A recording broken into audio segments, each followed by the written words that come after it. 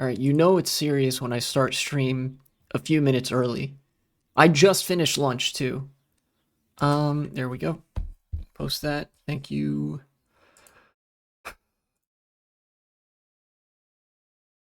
Blue Rescue Team. Where did we leave off? Right, I just finished a dungeon, I think. I guess the shutdown is ending soon. It's done. The government's no longer shut down. It ended. Or rather, it ends once Trump signs the CR, I think. It depends on how that legislative process works. Normally, legislation has to pass the Senate, pass the House, and then it gets signed by the president. I actually don't know if that's the case for CRs. Here, hold on. Do continuing resolutions need to be signed by the president?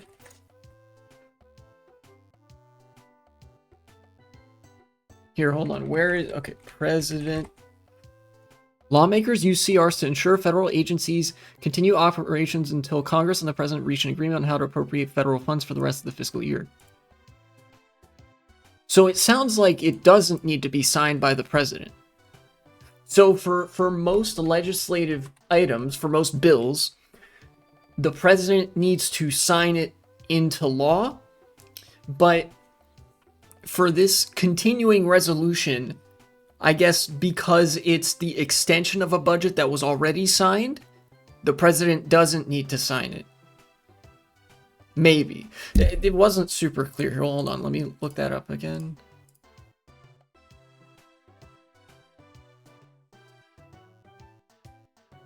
The U.S. Okay, here, let's see what Wikipedia has to say. This will give me a definitive answer. Continuing Resolution, or CR, is a type of appropriations legislation which allocates money to specific federal government departments, agencies, and programs. Money provides funding for operations, personnel, equipment, activities. When Congress and the president fail to agree on and pass one or more regular appropriations bills, a CR can be passed instead. Continues pre-existing appropriations at the same levels of previous fiscal year or with minor modifications for a set amount of time. There could be some changes. CR takes the form of a JR, joint resolution, may provide bridging funding. So, oh wait, this isn't clear either. Does a CR have to be signed by the president?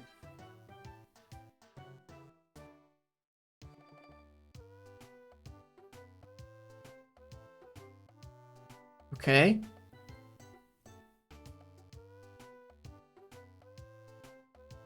Okay.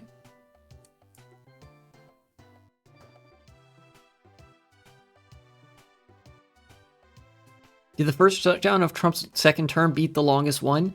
No, the shutdown earlier this year was not long enough to break that record. This one was. And because the Democrats capitulated for no reason at all, it was all for nothing. The Republicans got the cuts that they were looking for. The Affordable Care Act no longer gets subsidies. For those not familiar, I'm going to just assume that the president doesn't need to sign a CR because it's part of a previously already approved budget that Congress just needs to keep going for like a couple months. So the government is likely open right now, technically speaking, though it's going to take some time to grease the administrative wheels. Yeah, this proves to the Republicans that the Democrats will just do whatever they want. If you guys remember, I was gonna make a segment about how this was gonna cause the Republicans to collapse. Like, legitimately, if the Democrats didn't cave, if the Democrats held firm on their demands and they were like, we will not sign your proposal unless you capitulate to us on all of these items, all of them, bar none, the Republican Party has one foot in the grave if that happens. The Democrats had all the political leverage in the world to work with, basically to the end of we are going to juice the fuck out of the healthcare system. We're going to juice the fuck out of food stamps. We're going to juice the fuck out of air traffic control personnel. We're going to juice the fuck out of federal unions, whatever. They could put any fucking thing that they want on that budget. They could fucking put this country back in FDR territory if they wanted to, and that wouldn't be unrealistic. They could say, okay, look, we will not cooperate with you. You are the majority party. You can, if you really want to, you can reopen the government by yourself. But if you're coming to us for help, you have to do all of these things. Otherwise, nothing. And everybody was blaming the Republicans. Republicans shut down the government. They control all three branches of government up until the exact moment that Democrats caved to them. Under no pressure at all, by the way. Everybody blamed Republicans. It was only once the Democrats caved and signed that fuck-ass resolution and did that fuck-ass press conference that now people are blaming the Democrats. And you know what they said? They said, oh, guys, we're sorry. It took us so long to come to our senses over this. You know, we just didn't see a way out. It was because they said that people are now blaming the Democrats. Nobody was blaming Democrats before, except for, like, hardcore Republicans, who will blame Democrats for the fucking common cold. Right?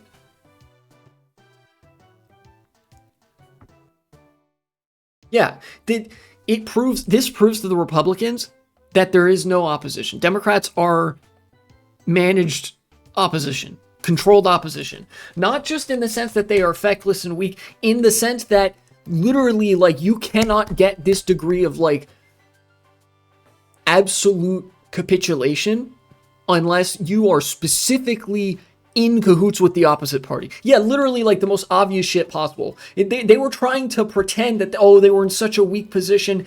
Literally the same week, by the way, that they blew the fuck out of the Republican Party in the elections, when they were running on, damn, the Republicans shut down the government and don't want you to have healthcare subsidies. They ran on that. And they won resoundingly. And then they turned around and went, oh, guys, you know, we're sorry, we shut down the government, even though they didn't shut down the government. The Democrats lied to you to make themselves look weaker and to make themselves be weaker. They lied to you by saying, oh, you know, it was us, we did the shutdown, you know, we're ready to work with Republicans now because we were being so stubborn before. They fucking lied to your face to make, not themselves, the Republicans look good. Actual controlled opposition shit. It felt like they were given specific words to say. Yeah, dude, it's telling too that, like, fucking old ass Angus King got up there, like a fucking 80-some-year-old senator from Maine, and you could fucking hear I gotta remember the words on the script, for, like, coming out of his mouth, terminally uncharismatic, but hit all the correct beats to put the Democrats in an utterly subservient position to the Republicans.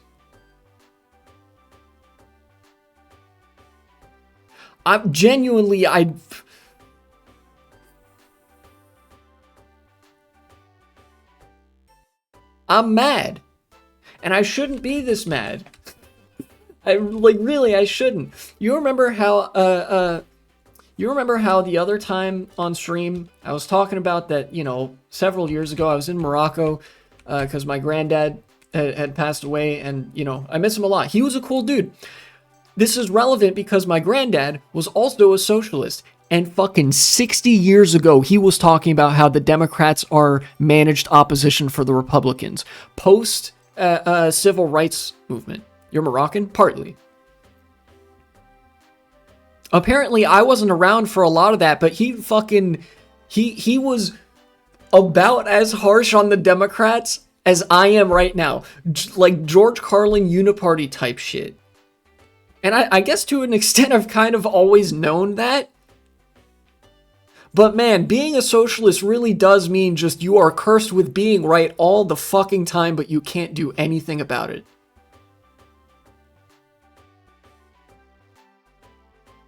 Fuck me, dude. And look, here's the thing, right? I'm gonna go actually back to my channel to show off the videos that I proudly touted. I will do so again, even though the context is a little bit different. Here, hold on. GOP. I will show these videos again. Oh yeah, this was from the time that the GOP candidate ordered a hit on their opponent when they lost an election. That was fun. 2 years ago, by the way, 2022, 2023. Republicans have been trying to assassinate their political opponents for years. These videos, where I basically, in my analysis, in these two videos, where I play Melee, it's to varying degrees of success, I explained that the GOP is running on fumes because they don't have an affirmative vision for this country, which is something I say in as many words now that I didn't really back then. Basically, what I'm saying is Republicans don't have a platform. They don't have any real political ideas. They are relying entirely on the charisma of Donald Trump to coast them by. And another thing that I will add that they are relying on is the weakness of the Democrats. The Republicans only continue to be relevant for two reasons. Number one, Donald Trump. Number two, the Democrats are so weak that it makes the Republicans look like a robust political bloc by comparison. Every time the Democrats capitulate, it buys the Republicans a little bit more time. I still do believe the core of these two videos, the Republican Party is finished in the next several decades. In the next, couple of decades. Within our lifetimes, we're going to see these political parties collapse. But the fucking Democratic Party is hell-bent on, siphoning its soul out bit by bit to feed to the Republicans so that, I don't know, fucking Holden Bloodfeast gets an extra couple of terms in Congress. You know? And so that they get to fucking do Wall Street's bidding or something. Like I said a month ago, all Republicans had to do was hold their ground. Yeah, and you know what? That's all Democrats had to do too. If the Democrats were in such a better position to just wait than Republicans were. Republicans control, present tense, the whole government. They did the shutdown to begin with. They were completely out of town, didn't want to negotiate with Democrats. Mike Johnson refused to bring the House of Representatives back.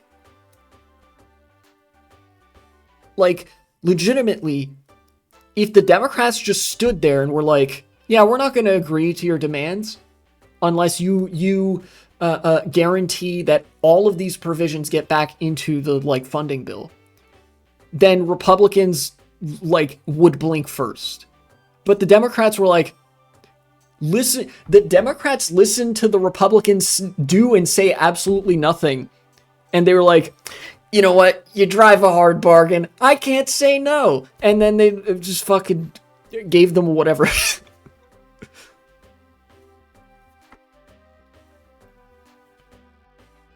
Yeah, Republicans, if you guys saw the way that Republicans were acting on the media circuit, the kind of shit they were having to resort to, they were having to say, no, affordability isn't a problem. You're just wrong, actually. It's perfectly fine and normal that grocery prices are as high as they are and continuing to increase. It's fine that tens of millions of Americans don't have SNAP benefits anymore.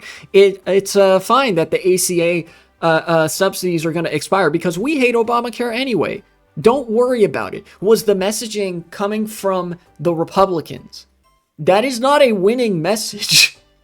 It was actively harming them. And the Democrats saw that and were like, you know what? Let me get that for you, Chief. And they saved the Republicans. Democrats are the Republican Party's strongest warriors.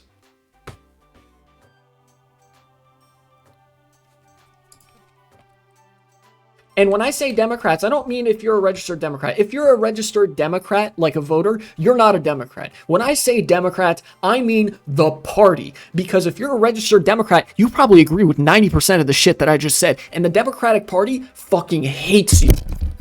Sorry, I hit my microphone.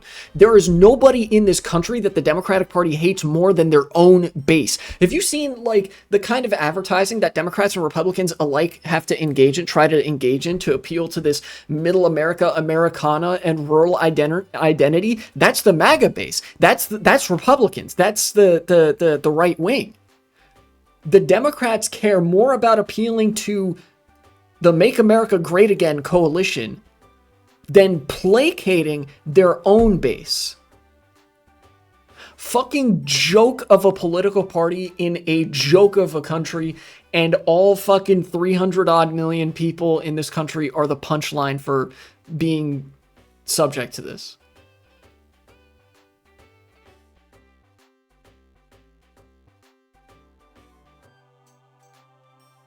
This whole thing reminds me of TikTok made Americans even dumber than we intended, but instead it's Democrats are even bigger cucks than we paid them to be. Yeah, honestly, I feel like if you're somebody on Wall Street or somebody in Silicon Valley, I feel like your instinct for something like this would be like, you guys couldn't have made it like a little bit less obvious. That's gonna make us, people aren't gonna be really happy with that.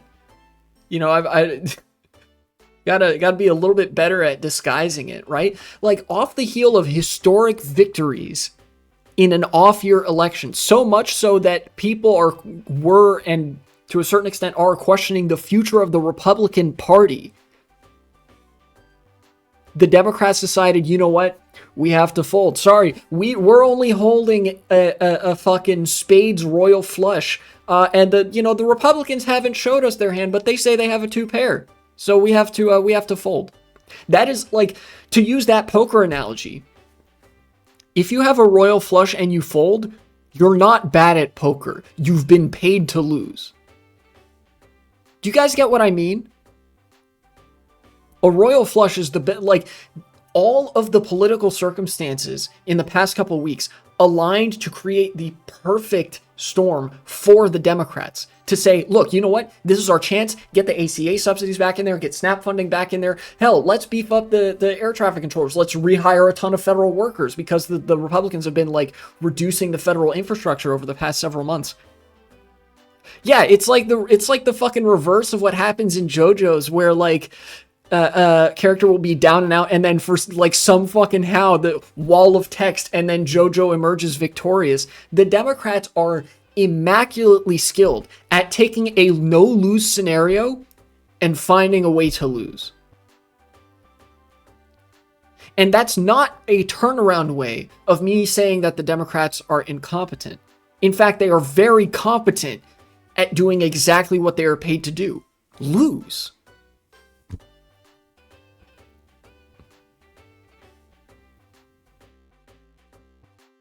Yeah, it's like, nah, I'd lose.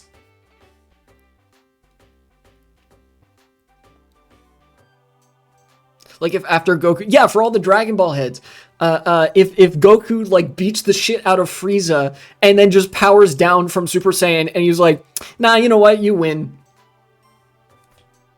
Like, who the fuck is gonna believe that? Actually unbelievable shit.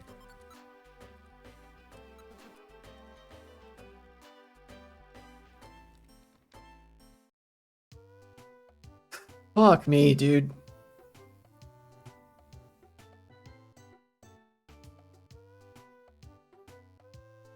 What they did today should cause a queue. Oh yeah, absolutely. This is going to like 100% juice the left-wing equivalent of the Tea Party movement.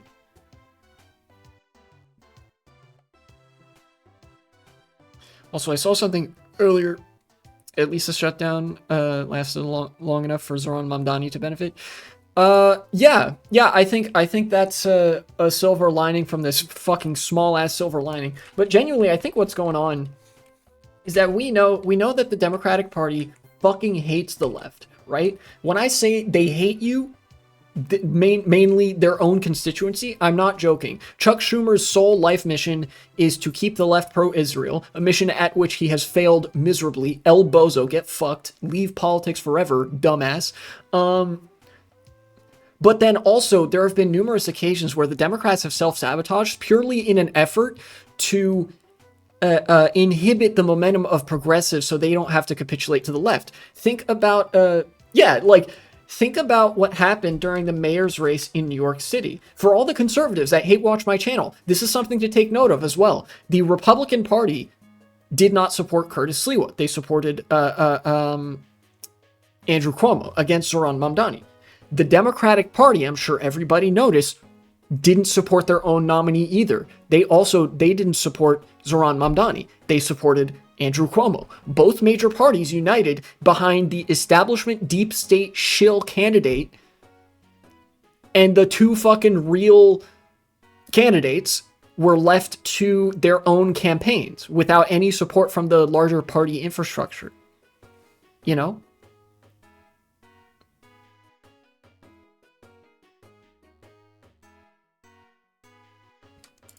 I think, like, look, some people might issue the copium memorandum and be like, oh, you know, well, the Democrats were doing some political calculus or whatever. It's all 4D chess shit. No, I don't think that's true, except for in one instance. I think the Democrats were actually playing 4D chess with how they were supposed to lose. What I mean by that is I think that the Democrats, because again, this isn't the first time they've done this, they have tried to make their own party lose because they realize if they win, that benefits progressives, right? The Democratic Party fucking hates its leftward flank more than anything else on planet Earth. They have cooperated with Republicans purely to spite progressives. So I think there's an element of, especially because it was centrist Democrats that are all not up for re-election, by the way, in 2026, or are retiring anyways. There has to have been the thought process that, like, okay, if we capitulate, this hurts the left, so let's capitulate, right? Because if they held firm, easiest thing in the world to do, all you have to do is issue a more robust set of demands that Republicans would not agree to, you know, unless they were seriously hurting. And then, like, that makes the Republicans look fucking awful. It makes the Social Democrats look really good if you have, like, do social democracy or actually perish. My message to Republicans. But they don't want to do that. They would rather capitulate to the Republicans, watch the greatest healthcare crisis in a fucking generation or more unfold in America, than give progressives an iota of political power.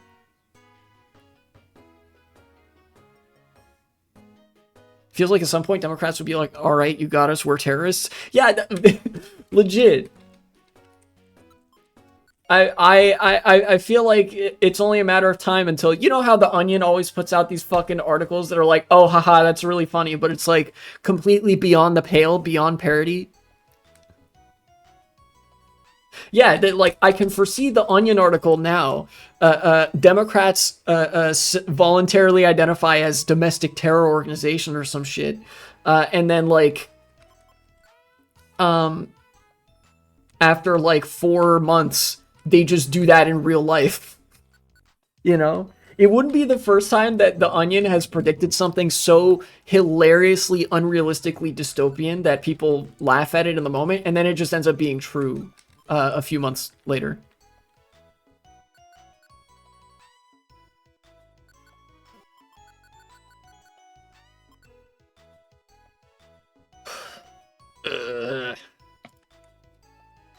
I hate this country.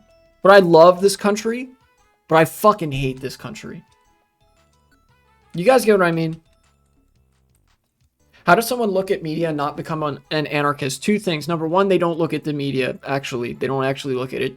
And number two, they're not smart enough to think about it. That's it.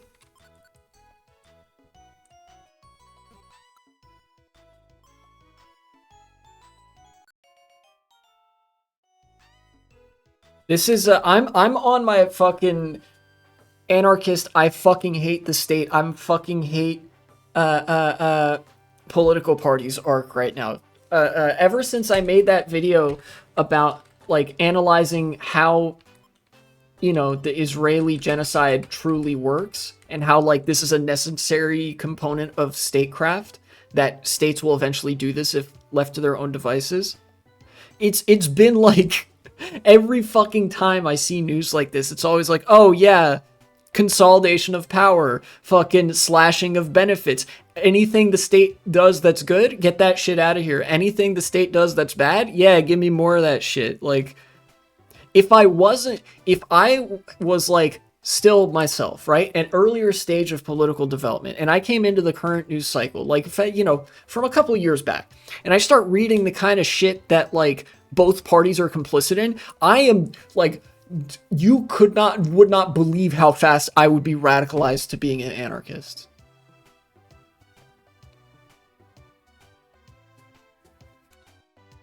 USA is a nation with wasted potential. Yeah, it is quite sad.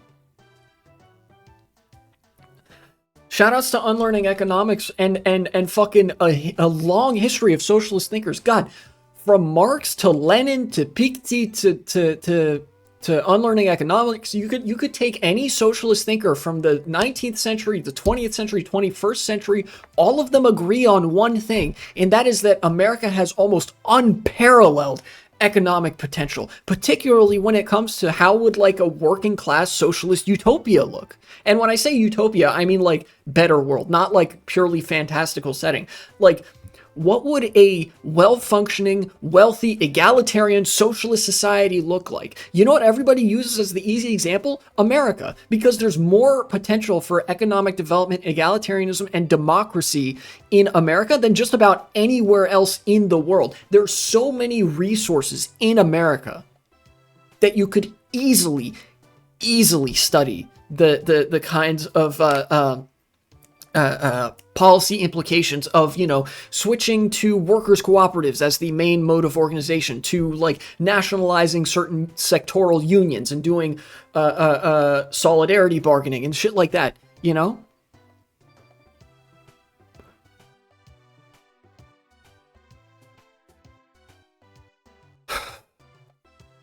And the United States constantly finds ways to bury that potential down further and further and further.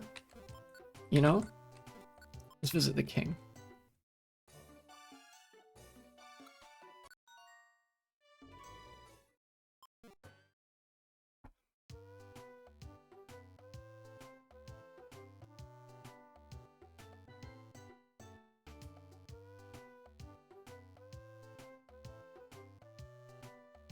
Bitch ass country. I hate it here. But I love it here, but I hate it here. This isn't even a don't let the perfect be the enemy of the good thing. A lot of the online socialists who at times I have lambasted as being like do nothings, they are not the villain here. I have no doubt that like these people are like immensely critical of Zoran Mamdani from the left or whatever, but they would acknowledge, they would concede, you know, as contrarian as they sometimes like to be, they're like, oh, let's say Zoran Mamdani commissions a bunch of like affordable housing or whatever. You know, the government starts building affordable housing, they revitalize some third places, whatever. Relatively minor stuff that could still be accomplished within a liberal framework. They'd be the first to say, oh, you know, this is lib shit. But they'd be like, yeah, but that's pretty good, I guess. It's like, it's not much, but it's something, right? They would acknowledge that. The problem is, you know, the difference between them and like the mainstream Democratic Party is that they'll say, yeah, that's fine, I guess, but it doesn't go far enough every time. The Democrats will look at something even as small as like funding public transit and they'll say, whoa, now let's not go too far. Let's not do something too good. Why? Because I don't know. We oppose doing things that are more good than a certain like arbitrary bar that we've designated as anything above this is unrealistically good, even if you can do it / already have done it and like works fine. You think liberals would destroy the entire party just to destroy Mamdani's power? Yes, I do think that. And frankly, I hope they do it. At this point, I hope that the Democrats do that. I hope they sink their own ship, their own life rafts, their own political party. I wish them nothing but the worst in their future political endeavors, because I know it's what they would want. All for the sake of sabotaging progressives that, frankly, do not need the support of the Democratic Party in order to be successful at this stage.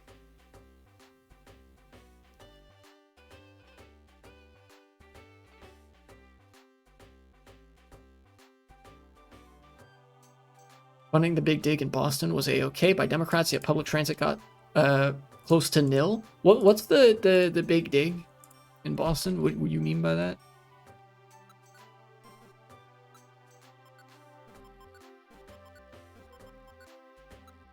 Let's go to Frosty Forest.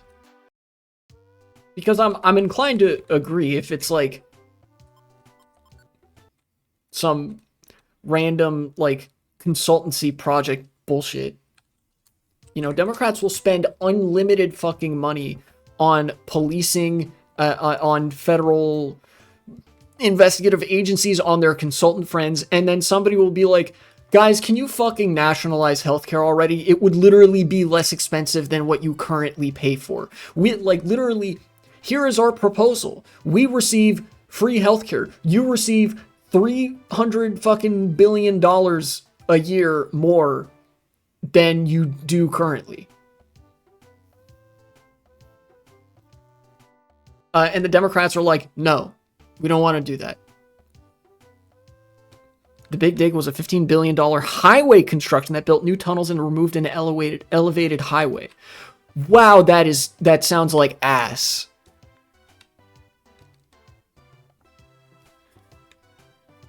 Yeah, funding shit like that is perfectly fine with Democrats and Republicans too. Republicans are not exempt from criticism here, but the Republicans' evil is like a known quantity. The ninth circle of hell, the innermost circle of hell, is always reserved for betrayers and the untrustworthy, which the Democrats are. The Republicans, I can trust to go in front of a microphone, talk to the media, and say, trans people are the devil. We want to kill all of you. We hate gays. We hate women. And blacks don't deserve the right to vote. Right? Republicans will consistently do that. I can reasonably expect them to say some shit like that to the national media, right? In that sense, the Republican Party is not like a betrayer or untrustworthy, right? They're pretty true to their word in wanting to make your life worse. The Democrats, though, will put up the thinnest, most dishonest possible veneer of pretending that they want to make your life better, and then turn around when they have all the political leverage in the world and say, guys, we're really sorry, but we had no choice but to completely unilaterally disarm in the face of Republican pressure. What pressure? Exactly. By the way, vote for us, but not this cycle because we're not up for re-election. Most of us are retiring anyway, so fuck you, actually. Like, it's an insult. It's genuinely one of the most insulting things I've ever experienced in politics. And partially I view it as me insulting, like an insult to my own intelligence from myself, that I ever fucking believed that the Democrats would like do anything for the sake of like restoring the social safety net. Yeah, because their primary job is to be a wall against us being their constituency, and first and foremost progressive, you know, the left flank of American politics. To the extent that there are socialists and social democrats, you know, I know in Europe there's a lot more infighting between the Soc Dems and the socialists and communists, because the left is much more prominent there. They have more room to do that. But in the United States, genuinely, the left is so small that the left liberals, the social democrats, and the socialists and communists genuinely get along most of the time, because there's always something that the Democratic Party is doing or not doing that is utterly detestable. Like, seriously, I don't know if you guys saw, but like everybody, you know, during the negotiations, whatever, the voting process, everybody from Hammer and Sickle Twitter accounts to Globeheads and fucking Matt Iglesias, even like the edgy, like, enlightened centrist Democrat shill media accounts, and the communists were united, and the anarchists, like all the fucking alphabet soup of people that are constantly talking shit about each other, all in unison turned to each other and turned to the Democrats and were like, what the fuck are you doing? All of them, everybody, united in their fucking disdain and hatred of the Democrats for capitulating to Republicans in the way they did.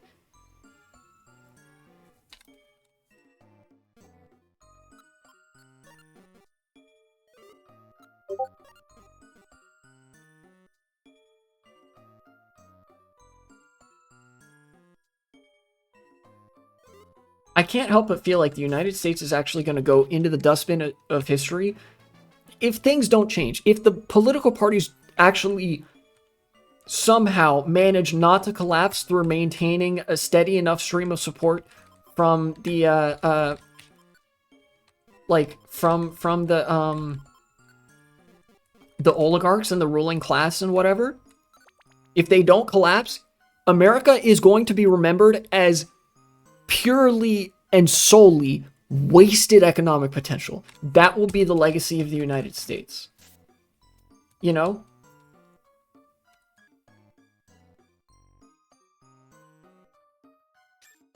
And I partially have my senator to blame for that.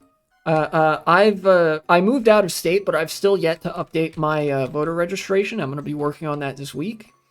So Tim Kaine and Mark Warner are still my senators. Tim Kaine is at fault for this. Fuck you, you limey piece of shit. If somebody from Tim Kaine's staff or whatever sees this video, which they won't, nor will they care, because their job is to collect the paycheck and incestuously swap money back and forth with Wall Street and consultants, right? But, you know, fuck you.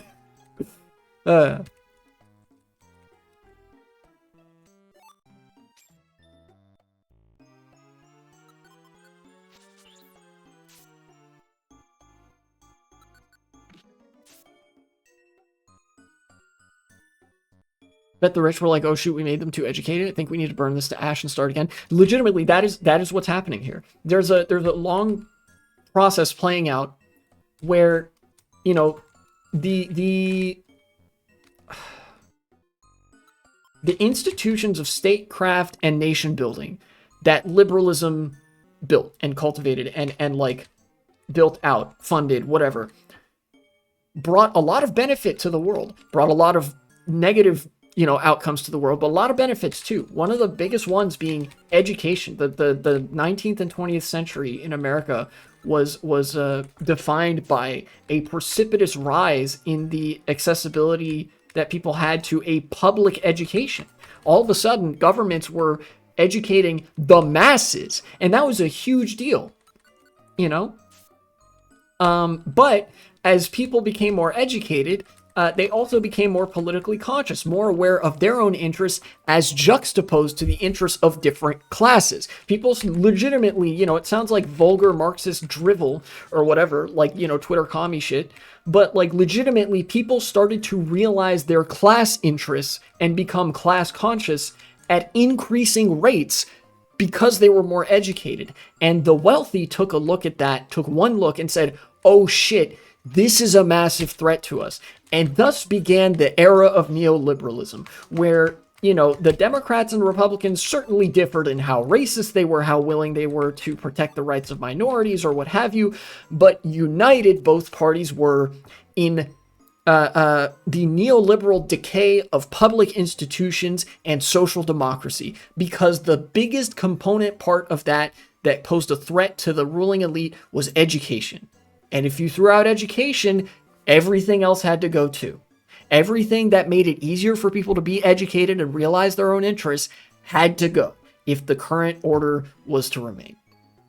That's what we're seeing. Like, legitimately, we're starting to see the state consolidate around itself. Both parties are complicit in the, what the French would call libéralisation, we would call like Reagan-era fucking neoliberal bullshit. Cutting public services precisely because those public services benefit the poor, and the poor need to be kept not just poor and desperate, but also uneducated in order for the ruling class to be stable in their position. You know?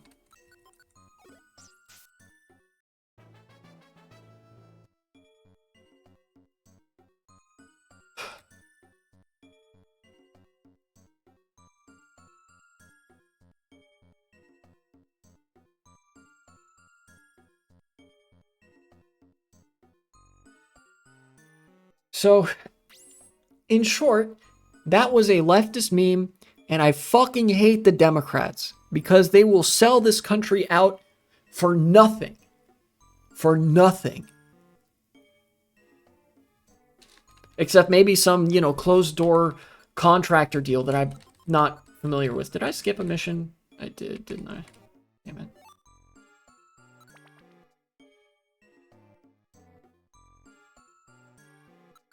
I'm blaming that one on the Democrats too. The fact that I accidentally skipped that mission.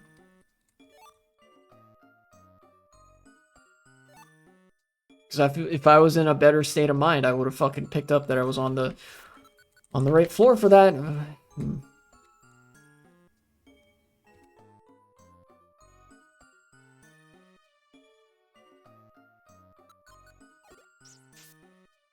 Is how we end up with Trump trying to destroy the Department of Education. Yeah, this is just the last step in that process.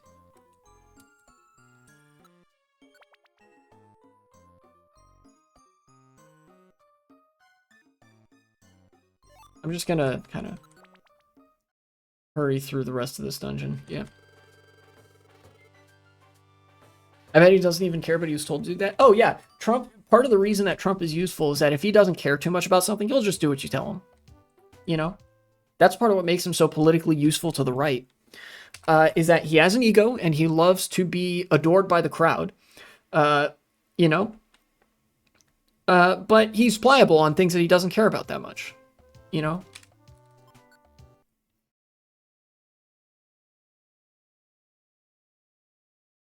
It's kind of weird for me to say this, but I almost feel like the Democratic Party is more evil than Donald Trump.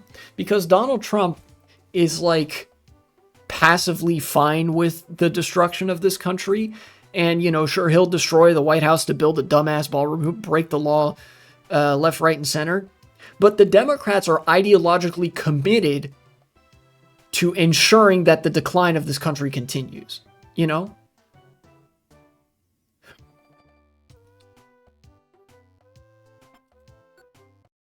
People think the years to come are not going to be the same as last year, are not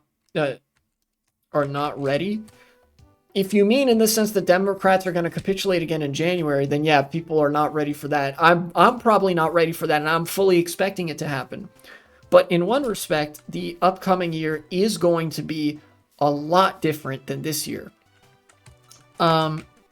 The Republicans are going to be a lot more aggressive in destroying this country. Every bit of ground that the Democrats yield to them makes the Republican Party much more bold with the havoc that they want to wreak on particularly minorities, but really everybody in the country, you know? But also, this brings me back to the thing that Democrats capitulated over in the first place, which is subsidies for the Affordable Care Act. So America has a fuck-ass healthcare system where private insurers get infinite money and the government simply feeds them more infinite money in exchange for them not charging as much infinite money per person for their health insurance plans. In normal circumstances, people could be paying anywhere from $100 to like $800 a month for a healthcare plan.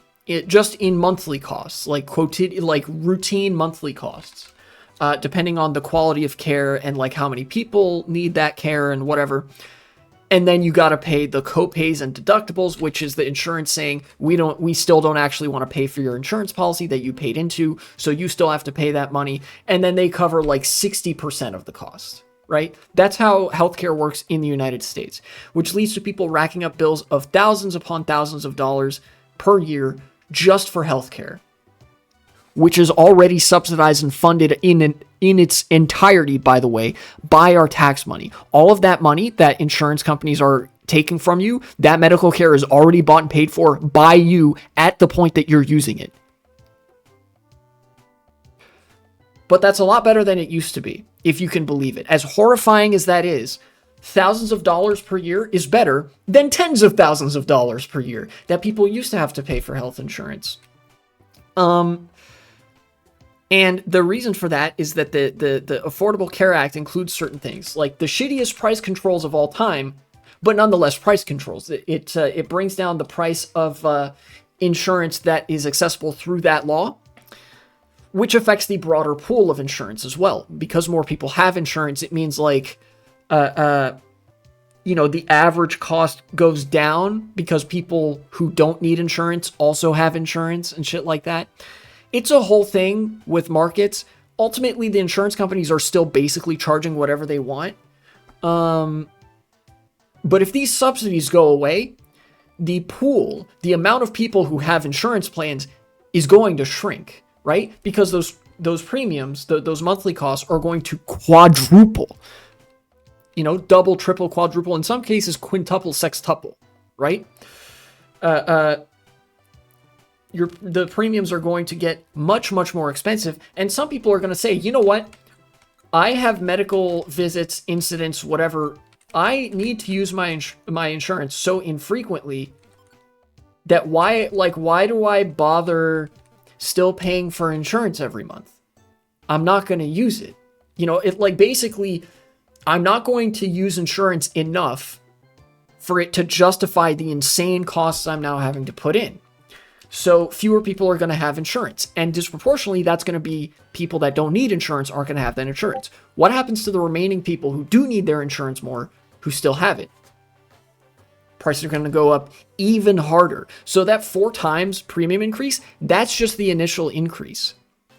Expect premiums to increase 3 or 4 times even beyond that. So 4 times 4 or 4 times 3. So 12 to 16 times as expensive as what we're seeing now for the people that still have insurance, which means grandma's going bankrupt. And that's going to be a national phenomenon. There is going to be a crisis of healthcare in this country so massive, we're going to start seeing people being sick and dying in the streets. Genuinely, the life expectancy in the United States, I fully expect to drop a couple of years just within the span of next year or the year after. It's going to be so bad. I'll sell this link box too. Yeah, reality, legitimately, it's going to be just like living in a society where you just don't have hospitals, right? Again, it's one of those things where all the previous social democratic functions of the state are being stripped away until you just have the bare essentials of the police and the military, the people that can shoot you if you don't do exactly what they tell you to do. Yeah, America is going to turn into try not to get cancer challenge. And by the way, you guys remember how I was mentioning that chemotherapy treatments for cancer patients in the United States can exceed $10,000 per treatment? That's under the previous system. With that gone, even though those aren't, in some cases, those aren't directly affected by the subsidies, they are indirectly affected because the whole sector is affected by those subsidies, affected by those price controls. If the price-controlled version of cancer treatments is $10,000, and that's lowballing it, by the way, it's more like $20,000 or $30,000 per treatment, what do you think the not price-controlled version is going to be? Legitimately, what do you think it's going to be? I don't know.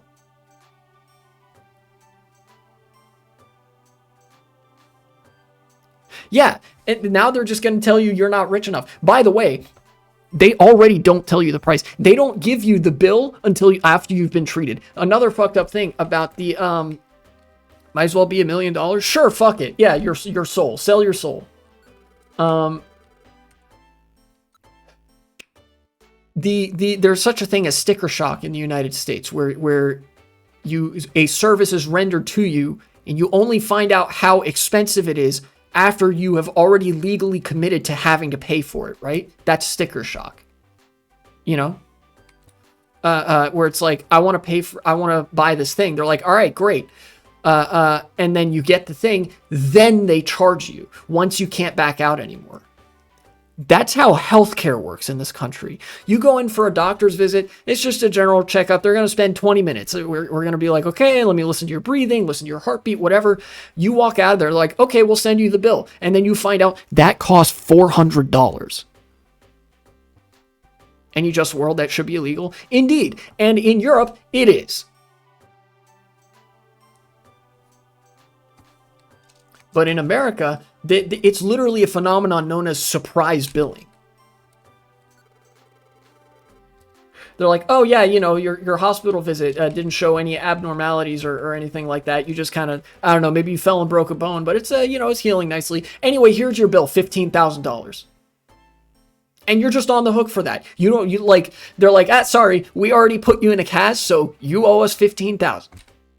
Again, that's not a number I'm making up. I'm making up. I've seen hospital bills that are that high just for something minor. or relatively minor, I should say. You know, when you compare it to like cancer or something.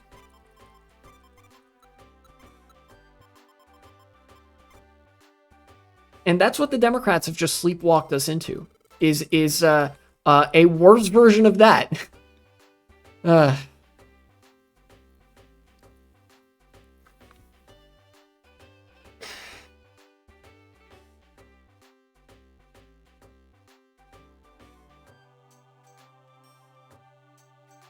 This has been a leftist meme. I fucking hate the Democrats more than I've probably ever hated them in my life. Get to know your neighbors. Get to know people in your community. That's all we can really do at a time like this. And the fucking... Actually, not yet. Imagine buying a new... Yeah, for all the gamers and treatlerites in the audience that I know that there are some. Imagine you buy a new game, but there's no price tag, and then once you swipe your card, you find out that it's $200. That's the whole ass healthcare system. Except instead of $200, it's $2,000 or more sometimes. And with a game, that is a product that's subject to something called elastic demand. You can just choose not to buy buy that game, and your life won't be meaningfully worse for it. You know, like, oh, new Pokemon game, new Mario Kart game. Sure, I guess it kind of sucks that I'm like missing out that like I don't have the new game, but like whatever, right? There's still plenty of other games that I can play that I either already own or are free to have fun in my free time, right? I don't have to spend money on that. That's $200 that is completely opaque, but I ultimately don't have to spend. With medical care? Ah, shit, I need an appendectomy. You know, the doctor said my appendix isn't looking so good. What if you just don't do that? What happens when you just don't do that? You die. But of course, gamers would probably be more mad if Mario Kart was $200 than if their appendix burst and they received a $20,000 bill for no cause. Obligatory pot shot at gamers. Leftist meme. Fuck the Democrats. Fuck the Republicans. But especially fuck the Democrats. The ninth circle of hell is reserved for betrayers. End the segment.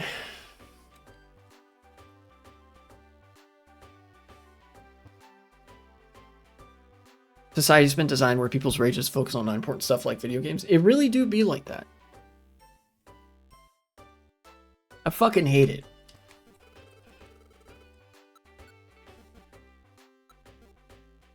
How much money do I have? 3,000. Okay.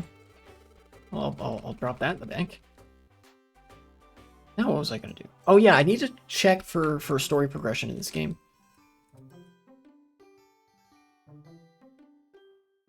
I just got the shiny charm. Cool.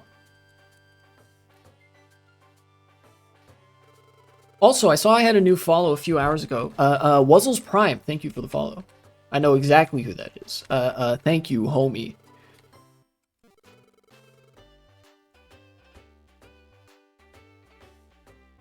Also, do you guys see? I got the I put up the rest of the foam insulation panels. You can't see. Actually, I might be able to see there. You can see there's some. You're looking at it upside down, but there's some behind my computer. Fuck. I dropped the webcam. Jank ass studio tour. But yeah, I got all the like foam soundproofing. It's just some random one that I found off of Amazon. It feels pretty good. You know, I had plenty of chances to like press down on it and stuff when I was putting it up. So I used up all the adhesive pads that I had. I put a bunch of foam insulation around the room, and hopefully you guys don't hear nearly as much echo as you did before, if there's a noticeable difference at all. But I think it makes a difference. Did you hear about the thing with tariffs and Americans receiving $2,000? I vaguely saw a short about it. Yeah, that's fake and gay. The Trump administration has been trying to like justify their tariffs and shit. Particularly, I guess, in the wake of the Supreme Court ruling that no, you can't actually fucking do that. Not unilaterally anyways. Like, you need Congress to tell you that you're allowed to do that. And the Trump administration tried to pivot to this weird line of rhetoric that like, oh, the tariffs actually brought in so much revenue that every American's going to get $2,000. And people were like, oh, great. Like, you mean like checks in the mail, like in stimulus? And then Scott Bessent, who's the Treasury Secretary? He's one of the trade officials in the Trump administration who has some like, they always like put him on air when they're talking about tariffs. He went on air and said, well, you know, actually it's going to be from tax cuts. Americans get $2,000 directly from us in the form of tax cuts. So fake and gay. Because that $2,000 was already like, that was supposed to be spent on shit. And of course, in framing it that way, they've admitted that tariffs are just taxes. They don't actually do anything. Yeah, no, it's not real. Xylan, welcome back. Isn't the government shutdown still in effect? I think technically, but it's basically over. They passed the CR through the Senate. I don't think it even needs to go back to the House. I think the House passed it earlier in the year. And so now it just, depending on how CRs work, I looked this up specifically and couldn't get an answer. I think continuing resolutions don't actually need to be signed by the president. So if that's the case, then technically the government is open right now. But if they do need to be signed, then Trump needs to sign it, and then the government will be open.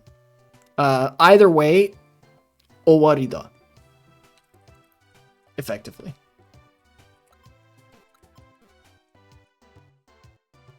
Here, let me actually write down the segment.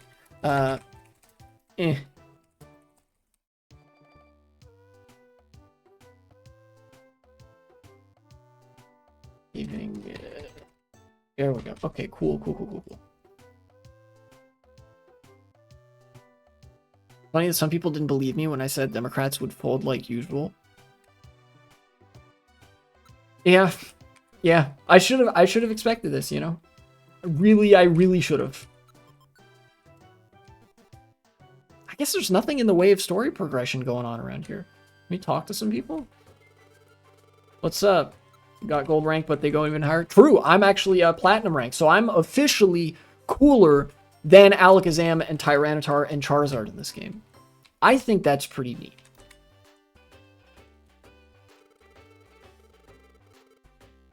We're still normal rank. I unironically respect the fuck out of the like normal rank teams. There's like, we're still normal rank, but we're trying, man. It's like that's what I'm fucking talking about, right? Meanwhile, the gold rank is I always feel like with the team that is like acting like they have all this aura and shit from being gold rank. It's like you guys, you're not that tough. Hey, YTK, how are you doing, man? Hi, Avery Lopez. I'm doing all right. I just finished crashing out at the Democratic Party because they capitulated over nothing, and now as a result, America's going to have a health care crisis next year. Affordable Care Act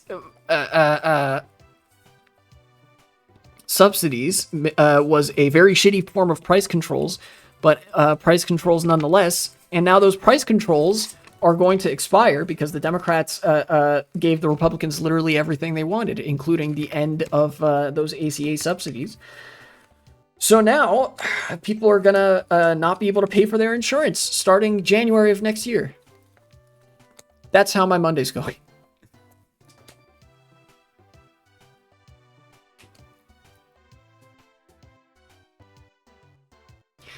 Yeah, it fucking sucks. It sucks for me too, because I am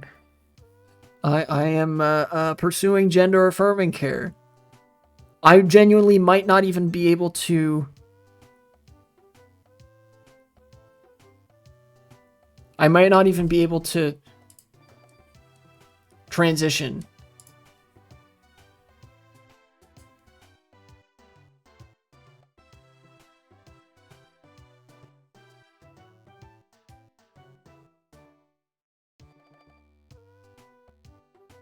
Fucking sucks. Congratulations. Thank you. Yeah, it's you know, it ended up taking a little bit for me to get an appointment. You know, the appointment's not for a little while, but you know, it's something. But fucking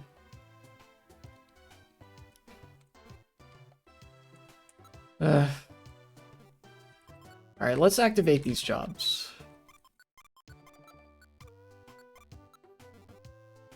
Okay, so what am I looking for here? Silent Chasm, Lapis Cave, Mount Blaze, Mount Freeze. That's not any of those. You did the wrong with me? What?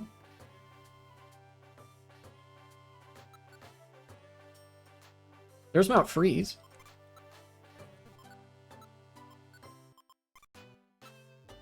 We'll see if I can remember where all my missions are this time. And then nothing else here. Oh, one of my mailbox missions is Sinisterwood, so I'll pick this one up just to have for now.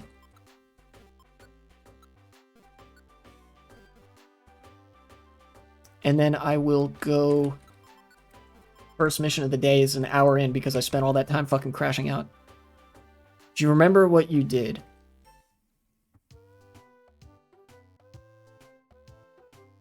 What did I do?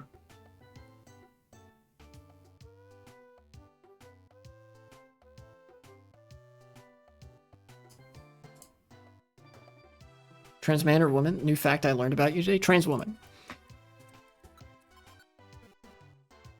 I usually, like, don't make that big of a deal out of that, but it felt relevant to bring up this stream particularly. Replied to you late, so you commissioned with another person. Why? Because you replied late. That's why. Look, I'm sorry if it was first come first serve and somebody else came first. Also, if I'm remembering right, you like didn't respond for several days, and I needed that done. I needed to get somebody like really quickly. A little bit bussy. I'm assuming you meant busy, but bussy also applies. And I believe you 100%.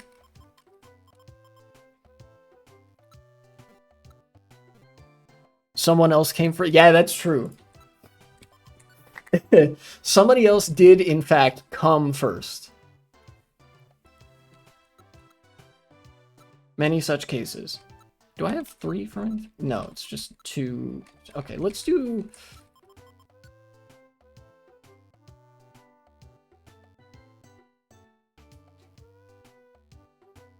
Maybe I come first to you? Sounds hot.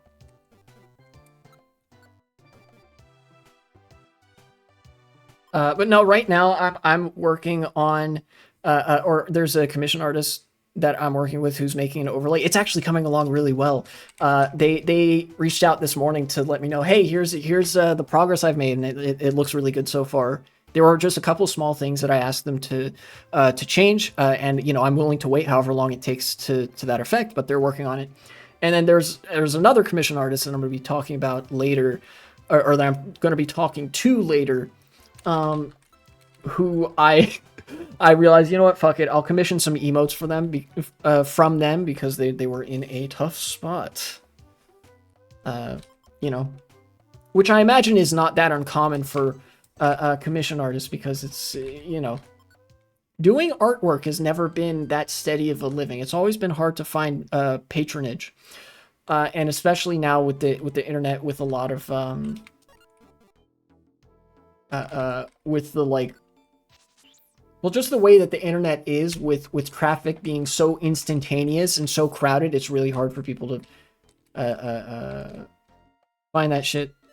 You commission me for emotes? Well, no, because I'm already talking with another commission artist.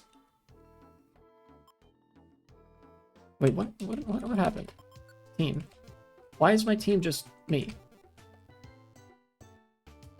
You do it as soon as possible? My answer is no.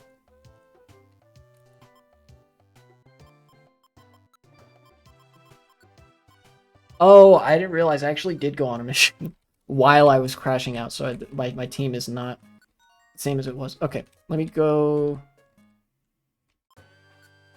So it means we can't work. Yeah, not right now.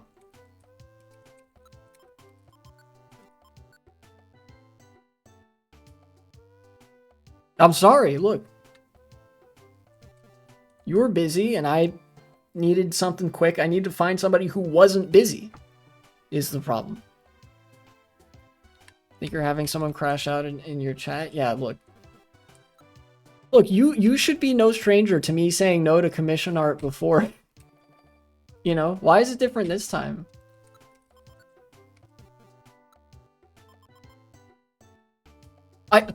Avery Lopez, I don't think you understand. I am already working with 2 other commission artists on the things that I need for my stream.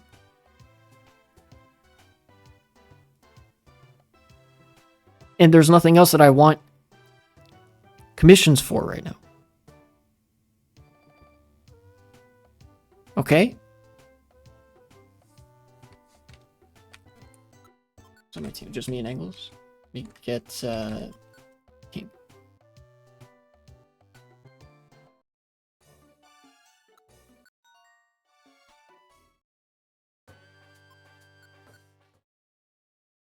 Yeah, see you later.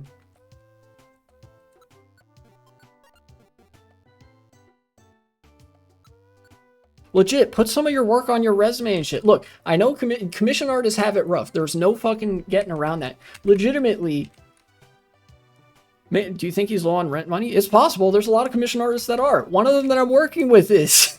It's a fucking rough life out there, you know? Legit, like put some of your shit on your resume. Create a resume around graphic design. Look, okay, Avery Lopez. Here's a pitch for you.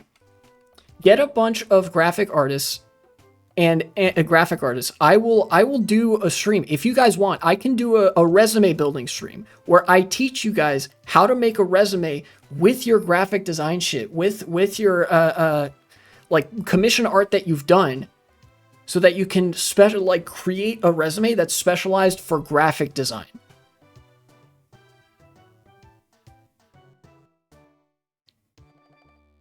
You know? Because working in graphic design with the skills that you have, that could be a steady job. I'll do that. If you like, you know, they probably left already. No, they're still here.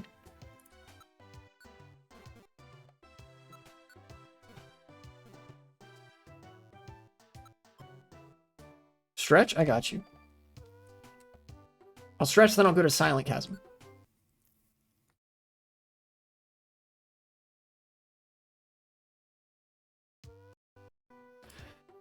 All right, stretch time. My headphones are kind of stuck.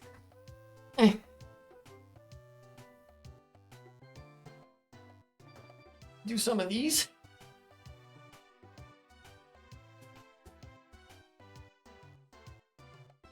Oh yeah, that's good. That feels good.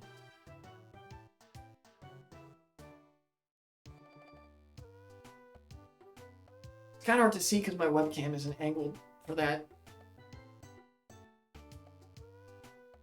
But you guys will be able to see. I'll make sure that you guys can see this stretch that I do. There we go. Just gotta maintain my balance. I do this this particular stretch for practicing the Jodan Sokutoyeri from Street Fighter. The Ryu's donkey kick move looks really cool, and I just several months ago I just decided, what if I just did that in real life? And so this is how I stretch for it. I looked up a bunch of videos from karate masters and practitioners, like, hey, how do you practice this kick? And they're like, well, first thing you need to do, you need to make sure that you're not gonna like fucking pull a muscle, you know, when you kick this way. So start stretching, and you want to stretch the right muscles. So I do this every time.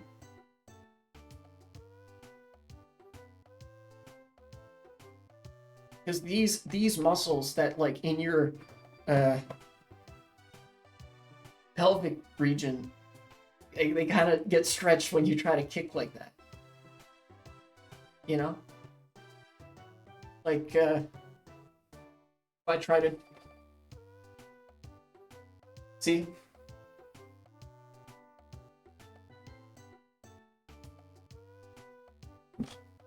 kind of hard. It's actually easier to do quickly than it is slowly.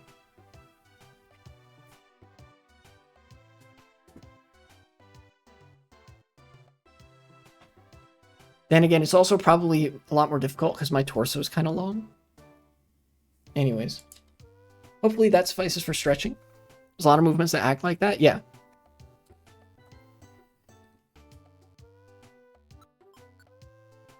Now let's go to Silent Chasm.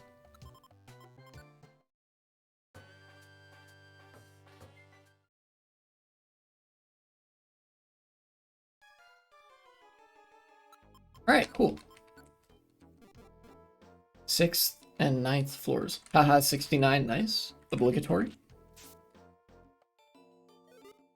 I figured Silent Chasm was a good place to start because it's probably a relatively easy romp for the king, first things first. What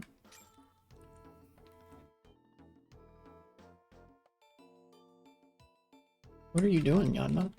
Kind of goofy over there.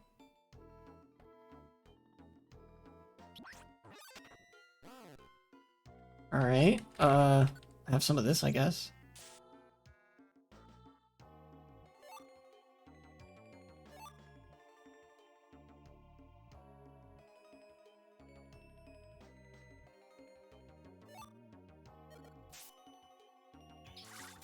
Legitimately, I don't know how ready I am to talk about anything else. I guess, you know what? Maybe I'll explore up to floor number 6. Then I'll like rescue the Pokemon, and then I will I'll start talking about something else apart from the Democrats and me fucking crashing out over them. You talk about Pokemon Mystery Dungeon? Yeah, we can. Because it's a fun game. Yanma. Sure, you can join the team. You know, in later Pokemon Mystery Dungeon games, they did something that I really like, which is they made Pokemon's names appear differently when they ask to join the team if you already have one of those Pokemon on your team. I remember when I was a kid, I just recruited every single Pokemon that wanted to be on the team, and it led to my team being extremely bloated, you know, like my roster. And so now I'll try to only recruit one of each different, like, kind of Pokemon.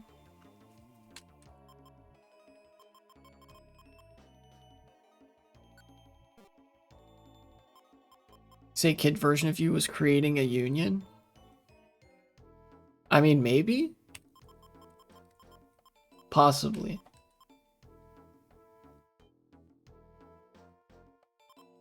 Here, you will be... That is actually a spelling of Peter. I believe it's like Swedish or Norwegian.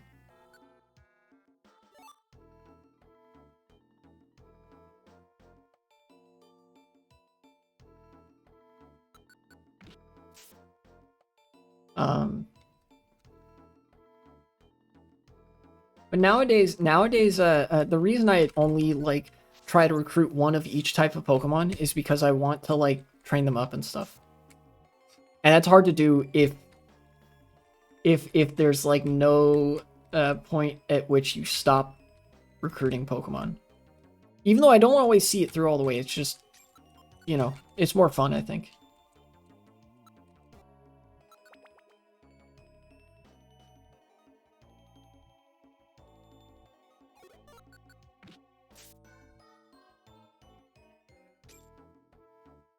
Is there a room over here? There is. You kick out Pokemon, does that mean you make them homeless? No.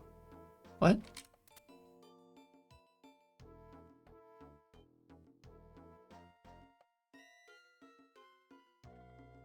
Like the Pokemon live in the dungeon, right? It's like it's a dungeon crawler, but you can recruit the dungeon crawling guys.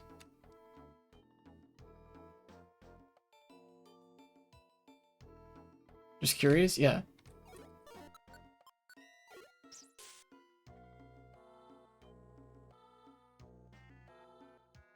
You know, I actually I'm kind of reminded of Dungeon Meshi. Very, very cool dungeon crawling anime. That's about food, and cooking and stuff. And a lot, they explore how like a lot of the dungeon creatures live in their particular part of the dungeon, like that's their home, and then their job is to deter and fight adventurers. And a lot of times they die, quote unquote, and then they just get reanimated and whatever. And they're like, oh, that other time sucked when I was killed by the one guy, you know. And like likewise, the dungeon bosses are like doing that as their job and stuff. I think it's a really interesting take on dungeon crawlers. Personally.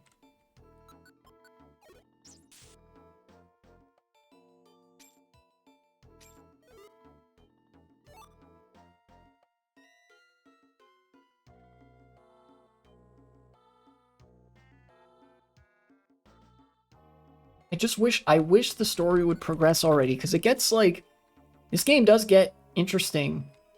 In fact, it ends in a way that I wouldn't expect a game like this to end. Like, whoever was in charge of writing Explorers of Time, Darkness, and Sky, they were cooking really good fucking storytelling in that game.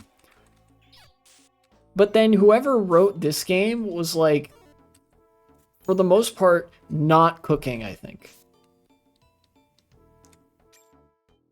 Until the like a certain part in the post game, you know? But the game just really doesn't want to let me get to that part of the post game. They were in fact freezing. Yeah, they burned down the whole kitchen. I don't know what they were cooking, but I'm not eating it. It happened again.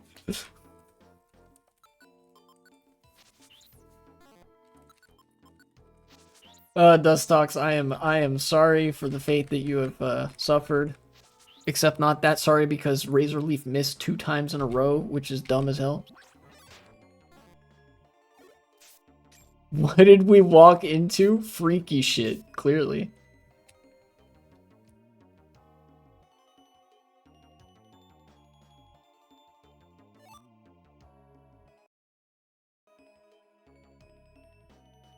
Freaky ass Pokemon.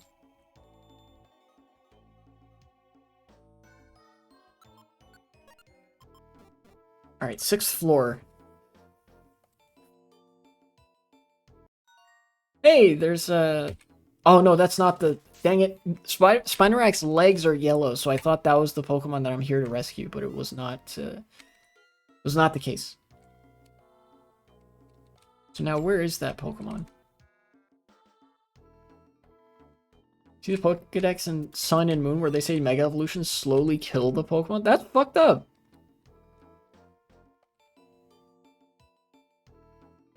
Oh, there's Octillery. Hello.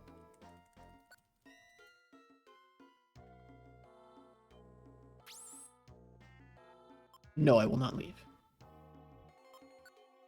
Basically, like, overheats their body? Damn, that sounds painful. Anyway, I made sure not to miss that dungeon request, so now I can actually talk about another thing that I had written down beyond just hating the Democrats, being their #1 hater. I saw muscle staring if you use 100% of them via adrenaline. Yeah, true. That's possible. It's like overexertion. I saw the Liv Agar take that everybody's talking about for some reason. Where she said that like AI water use and power use is like, or water use particularly, is trivial relative to animal agriculture, and people got mad at that for some reason. I think it was some typical, I think, Twitter telephone pancake waffle type shit. I like pancakes. Oh, so you hate waffles or whatever, right? I'm sure I'm even misremembering that, but like, the argument was not that AI doesn't use a lot of water. It was that it doesn't use as much water, as like beef farming and like agribusiness, the industry, because of how much water we expend on like animal feed and raising cows and like, you know, producing hamburger basically. And yeah, that's true. AI is still bad though. And I did actually appreciate there were some people that pointed out that a lot of people's issue with the AI water use was also not just in the sheer amount of water that it uses, but also the type of water that it uses. Irrigation for all manner of farming, but in this case, you know, talking about like animal feed and stuff, does use fresh water. Both AI, you know, data mining, whatever, and agriculture use fresh water, because if you use salt water, you know, electrical and electronic components would fucking break and deteriorate, and the soil would die, and no crops would be able to grow, right? So they both have to use fresh water. But the problem is, with AI farms, right? Like with AI data centers and such, you actually have to use much cleaner fresh water, much more sanitized fresh water than you do with agriculture.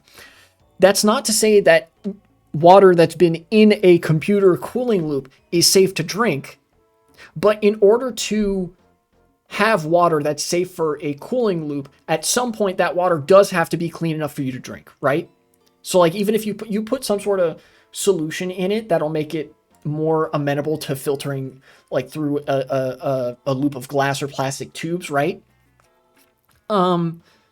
So you have to use cleaner water for AI than you do for farming. So that means that both of them represent very large harms to whatever communities are nearby, right?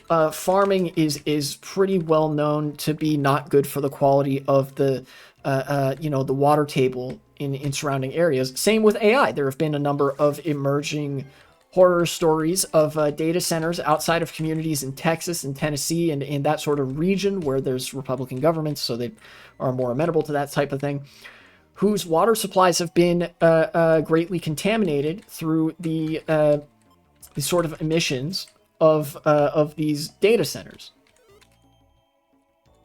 You know? The point wasn't, essentially, you know, I'm able to appreciate the nuance there, but people got to understand that what Livagar was saying is not that AI is good, it's that animal agriculture is really, really bad. You know, and I think people need to hop onto that. And again, she made another point, kind of like a follow-up, that the reason we put up with animal agriculture is because it's so essential to daily life. AI is something that you could so easily do without. In fact, many people are enthusiastic at the prospect of never having to see it again. But now try to go a whole month without ever eating a burger or a chicken. That's going to be a lot harder because we're used to these things being incorporated into our diet, you know? And it's possible to still eat the chicken and turkey and whatever, but also acknowledge that like these food products are obtained in some of the least ethical ways that you could possibly imagine. I would get annoyed, but it'll be whatever if I couldn't eat that again. Yeah, the problem is just that like because of how entrenched it is in the food supply chain, the presence of animal agriculture and that sort of thing, especially with red meat particularly, that's a very egregious offender. It would just be really hard for you to cut that out of your diet while it still exists in the supply chain, right? If you took it out and didn't have like a replacement for how much like that comprises as a part of the supply of food that we have. And yeah, that's where lab grown meat can come in as well. But you know, again, it's one of those things where you could develop a program to like phase out meat production and substitute it with like other types of foods, right? Not to say that like, oh, instead of hamburgers at the store, you see black bean burgers. No, instead of hamburger at the store, you see more of rice and beans and fucking cassava, whatever the fuck else, right? Like you expand other less intensive and less extremely unethical slave labor ass conditions of food agriculture, you know, to compensate, right? So it's like, basically, to use another example, right? If you stopped growing as much corn, but you still needed grains for people to eat, you could substitute in more rice and bread and stuff like that, right? Does that make sense? Where, you know, if you decided, oh, let's scale back on the red meat, then maybe you replace it with white meat and beans and like, so, I don't know, fucking tofu. I don't know how tofu is made, but like the production of tofu, right? And then if you phase out meat entirely and you replace that with, you get it? And yeah, it literally, it really does not help that when you make an ethical argument regarding vegetarianism and veganism as a concept, like the, you know, maybe we shouldn't do so much animal agriculture, you know, that shit is bad. Vegans and vegetarians get in a fucking pissing contest with how impure you are. Legitimately, this happened to me a few years ago where somebody with a North Korean flag in their bio got really, really mad at me for saying I ethically agree with vegans, but that that I eat meat and stuff. And I was like, dog, what are you doing? Like, literally, they are going through so many hoops to make themselves unpalatable.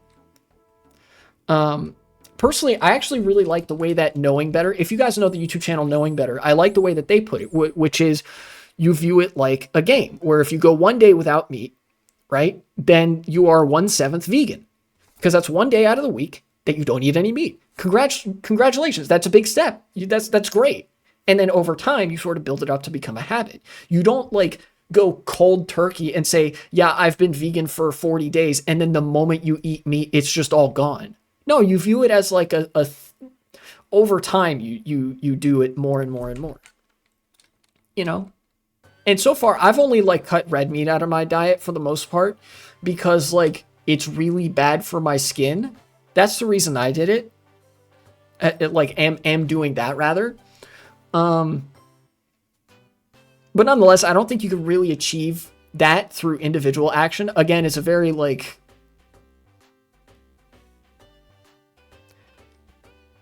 it's pretty toxic, I'm not going to lie, where it's like, oh, veganism and vegetarianism can only be accomplished if you, the individual, adhere to this extremely strict ascetic, like an asceticism. Like, you have to live like a fucking religious monk and minimize the amount of power that you actually have to change anything. Like, yeah, it's like the people that say, hey, boycott this giant corporation that is extremely well integrated into the economy tomorrow. And if you don't, you're like not real, you're not like serious about politics or something. It's that type of shit. But sorry, this was all about the Liv Agar take, which is like, yeah, I think it was because she like used some AI generated images that were real images, but then she like put Charlie Kirk's face on them, which I think is cool. Like, not like cool per se, but like that's fine, I guess, because it's making fun of Charlie Kirk. You know. But then people got mad at her for using AI, and it became a whole thing. I don't think it's that big of a deal. I think people are blowing something up out of proportion. I do think it's like kind of cringe to use Chat GPT or whatever. But look, you guys have seen me use the like, what is it? I don't know if it's an AI filter or if it's the face app filter of like the historical figure smiling. I use that for the Lenin thumbnail. You know, people were spamming Charlie Kirk morphs in the Mario Kart Wii time trials server. That's funny. Yeah, it's like you have the idea and like, okay, you do this. That'd be really funny. You know? In fact, I even saw there was like a couple people who were like, man, AI is now being used to generate like extremely convincing looking fake videos. But then some people said, man, if AI were just for generating stuff like this, it would actually be kind of funny. And like, I think I wouldn't be as mad about it. And it was like, oh yeah, AI generate. It's like a tornado, and then there's this monkey that's holding on for dear life and just gets sucked into the tornado. Let me see if I can find that.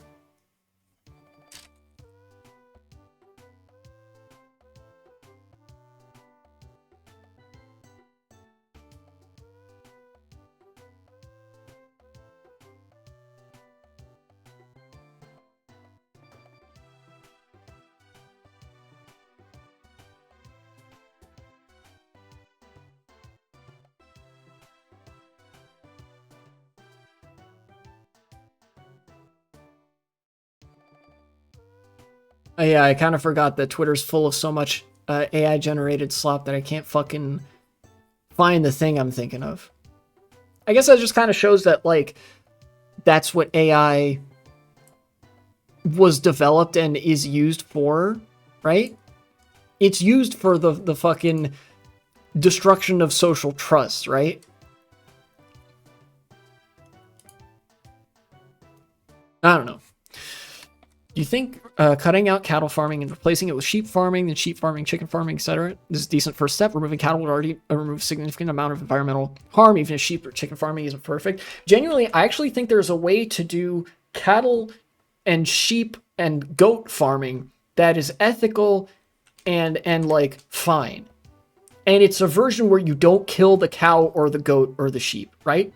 With sheep, actually, I think there's some, I think I've seen some videos where it's like, yeah, sometimes sheep, it could be a consequence of like selective breeding and stuff as well, which is a whole loaded thing.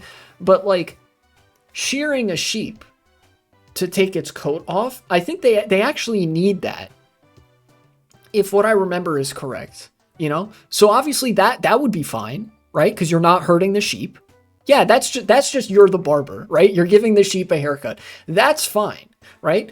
Or with goats, if you like, or with goats and cows, if you milk them on occasion, that's also fine, because they need that sometimes. Again, with cows, I do know that there's actually selective breeding so that it's like extremely painful for them to, yeah, the breeding, that is a problem. But if the farming industry for sheep, cows, and goats were small scale, such that you were just milking them every once in a while or shearing them every once in a while, which is maintenance that they would need even if they weren't selectively bred for that, that is fine. Yeah, selective breeding makes insane fucking abominations of nature. That kind of farming is okay because it doesn't involve killing the animal. You know? Yeah, chickens, I've seen chickens bred for meat. They look insane. I've seen, you know what? I've actually seen in real life a juxtaposition of chickens not bred just for the meat. When we went to Morocco, we visited some cool places. We visited Tangier, we visited Chefchaouen, the blue city. And on the way to Chefchaouen, we drove through the countryside, through the mountains. On the way there, we actually, I think it was on the way back, I think. We stopped on the side of the road, and there was just this guy, this farmer who lived in the mountain, or I guess he was a goat herder, who had a bunch of goats. And I think there was another guy that we ran into at some point who had a chicken. He just had a chicken, and it looked like a normal ass flightless bird. Also, the other guy, he let us pet the goat, and the goat was really cute. And I got in the car, and I remember thinking, man, it's fucked up that goat is just going to grow up and to be killed and eaten on somebody's dinner plate. But also that was a really cute goat, and I'm happy that he let me pet the goat. So, you know.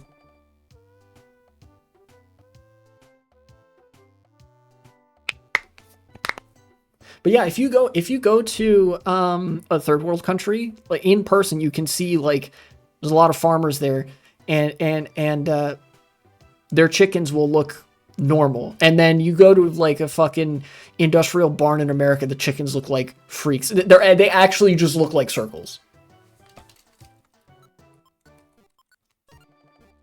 Extremely bloated, miserable circles.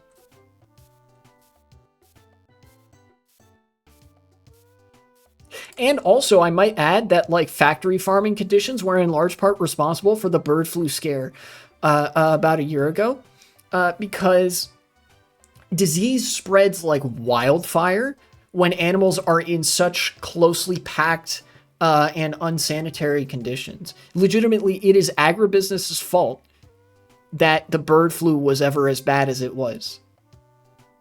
You know?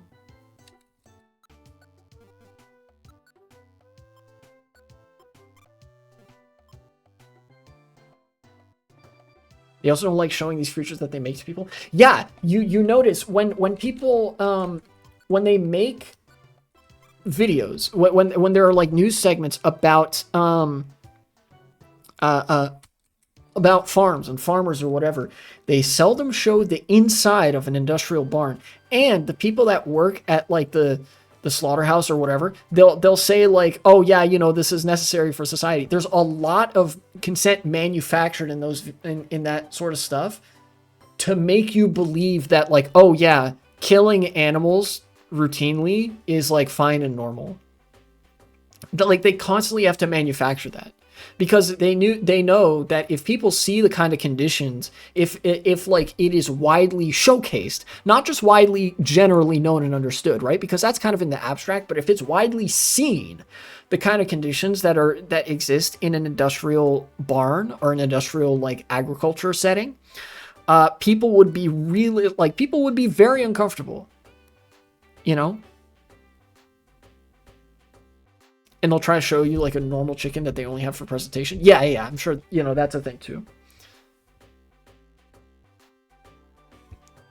Also, battery farming or factory farming, you mean, is fucking terrible for antibiotic resistance spreading because they'll just load the poor fuckers up with tons of antibiotics and they get excreted into the environment where wild bacteria can develop a resistance to them. Yeah, that doesn't help either. The whole fucking genetic evolution process of bacteria is aided by that. Legitimately, I feel like if there's ever a crisis where bacteria become too resistant to antibiotics, it will be the fucking agriculture industry's fault because they've packed animals into such conditions that like that would necessarily become a risk.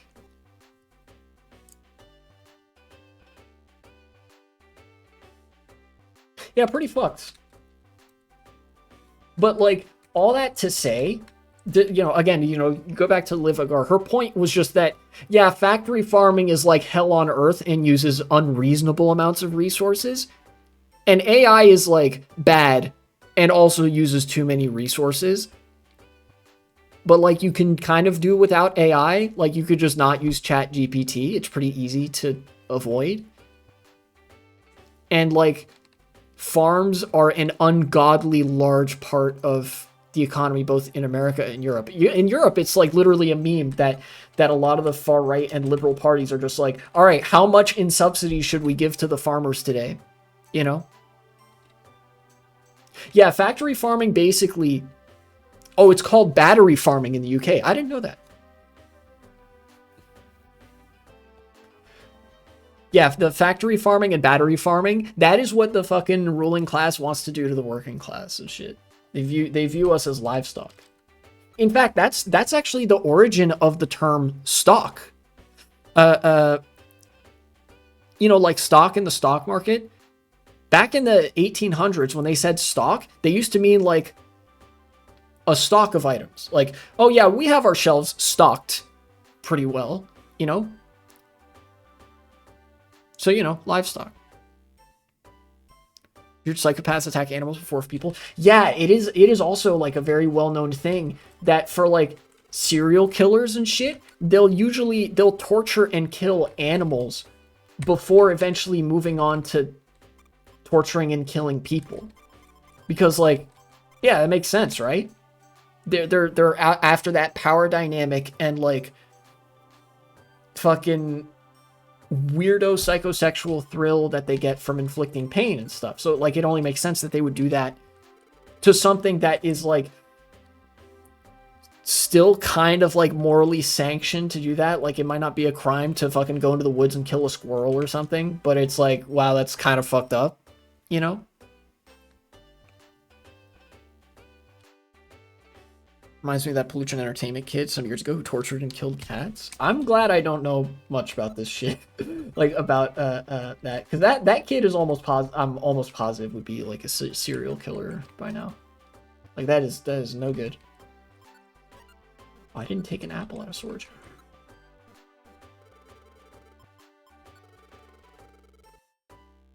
Average people have the most psychotic stories ever. That sounds like nightmare fuel. Yeah.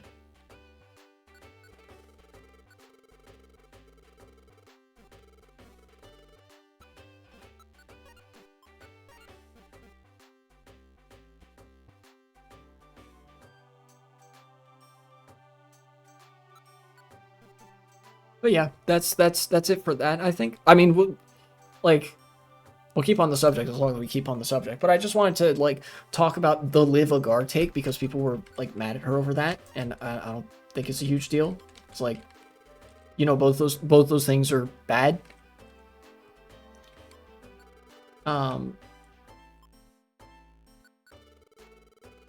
And you know, it's a Twitter take, so I guess it just give it a few days. It's gonna run through the whole Twitter discourse cycle, and then it'll be out of there soon enough. Maybe there will be like a small niche micro community of people whose professional hater mission is that they really don't like Liv Agar. You know, the way that there's kind of like a hate fan base for other people, but like, man, it's really trivial compared to like other shit that's going on, other shit that people talk about that's ostensibly philosophically or politically relevant.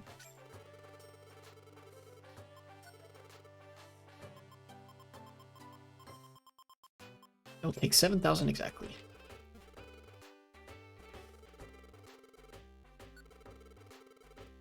Yes, I would like to add to my friend areas. Oh, nice. We're down to the 5,500 range. I'm gonna start with this. This is where the unknown live. So now the most expensive friend groups friend areas available cost 5,500, which is much more reasonable for me to get in a couple dungeons time. I'm surprised the glitch Pokemon hasn't been made canon. How the fuck would you, like... Legitimately, how the fuck would you write Missing No into the Pokemon universe? Like, I actually don't know how you do that. Sister Woods Lapis Cave Map plays map for a second.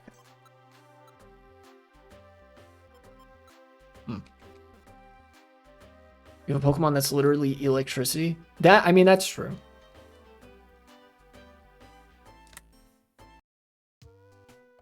What do I have in my mailbox? Mount Steel and Thunderwave Cave.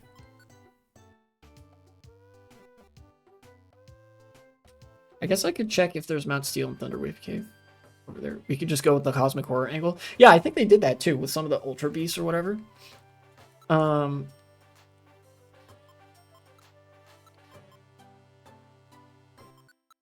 many, I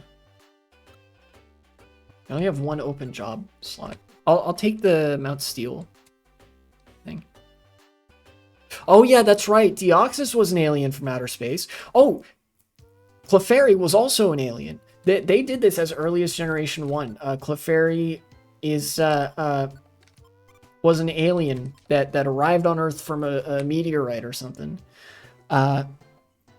So even in Generation 1, they had alien Pokemon.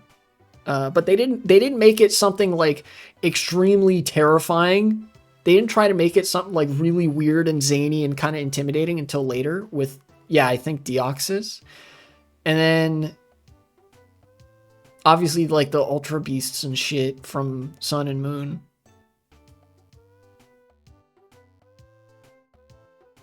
I think that's it for like alien Pokemon. No, wait.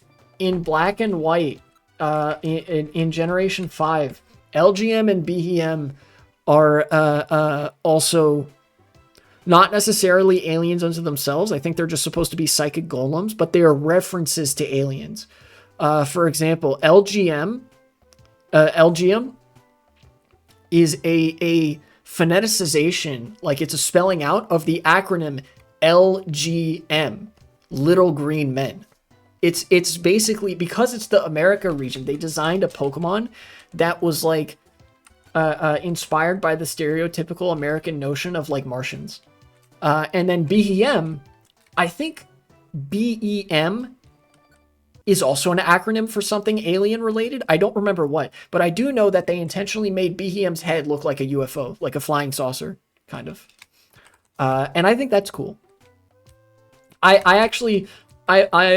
am, as time goes on, I'm appreciating the designs of Pokemon in Gen 5, as well as the region, more, because it's actually inspired by America, and I actually really like that.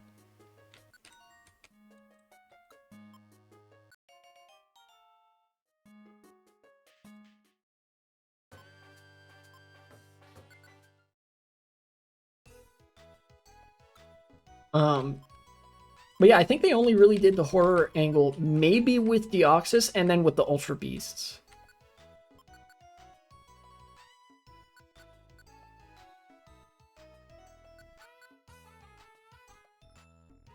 Yay. Make leader. That means somewhere in the Pokemon universe there's a random alien planet populated by alien Pokemon. That's true.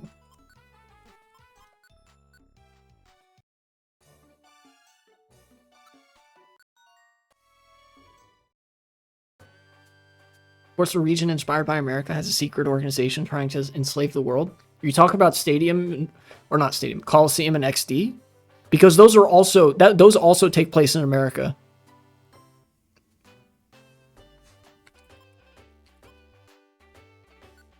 Like because I think in America the bad guys are like inspired by PETA, People for the Ethical Treatment of Animals.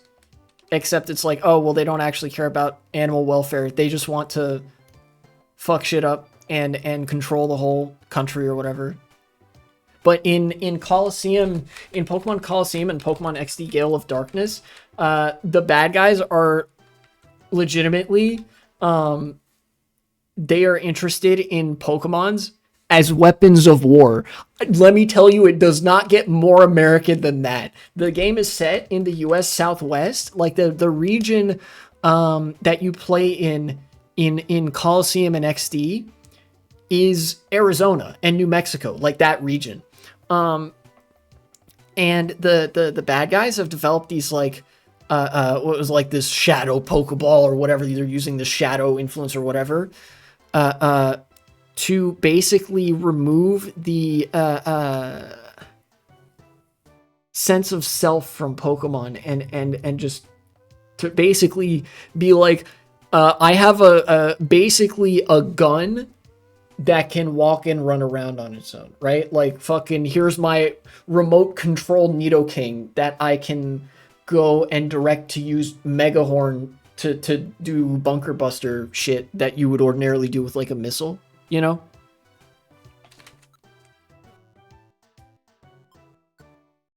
The Pokemon world is pretty scary if you're a Pokemon. Yeah, not gonna lie, it is pretty scary because Pokemon really do seem to be like a fucking massively mistreated underclass throughout all time. That they even acknowledge in X and Y used to be equal to humans and used to live alongside them in society. Like people in Pokemon used to get married and shit. And then all of this, some fucking reason, things changed. I don't know how exactly. I don't know if I want to know. Maybe I do. Gen 3 is also apparently a commentary on contemporary Japanese politics. I don't know how, but that's cool, I think. Even the first Pokemon movie, Pokemon was like, screw humanity. Yeah, Mewtwo was like, kind of cooking. With the exception of the whole... I am going to create a perfect world with only genetically superior Pokemon clones, and I am the Messiah. You know, that aside, the whole part where he's like, you trainers disgust me for putting Pokemon in these tiny, like, Pokeballs, that like, he might have been cooking there.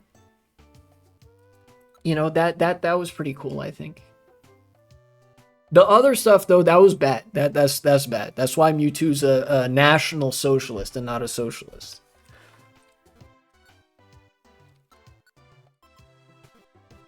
So Mount Freeze, probably where I'm gonna go. Mudolph Twitler, that's true. That is so fucking true.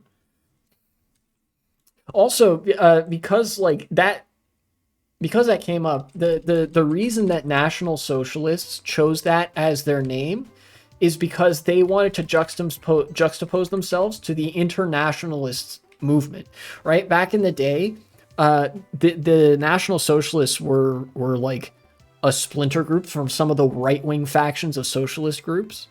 And they called themselves, like, there was the Nazbols, National Bolsheviks, and then there was the National Socialists. Basically, you know how Stalin was like, oh, socialism in one country, and then Trotsky was like, no, actually, socialism can't know any borders, in which instance Trotsky is like unambiguously more correct in his interpretation of what socialism is as an ideology. Like Marx and Lenin, like all those people are like, yeah, socialism needs to transcend national borders. That's the whole point, because it's like you're trying to destroy the existing class system. Yes, Stalin was in fact a national socialist, because that's what the Nazis were as well. They were like, oh, we should do socialism of the nation and reject internationalism, right? Socialism in one country. It was a slightly different, there was a slightly different rhetorical flourish. Like with Stalin, it was like, oh, we just want to do socialism in this country. The Nazis, I think, actually went a step further and incorporated the state into that narrative, as in like,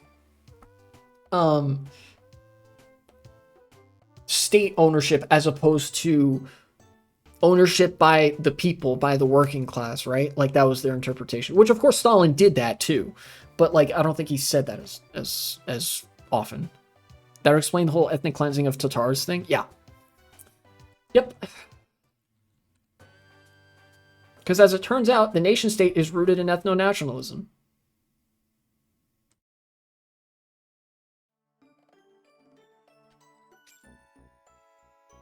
All right, what floors am I looking at? 10 and 14.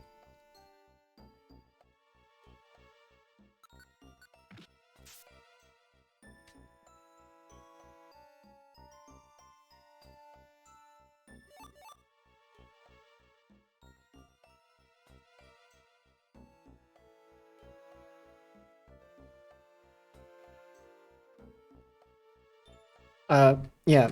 But to square that actually brings up an interesting thought too, is that, you know, some people say, oh, the Nazis were socialists. They weren't.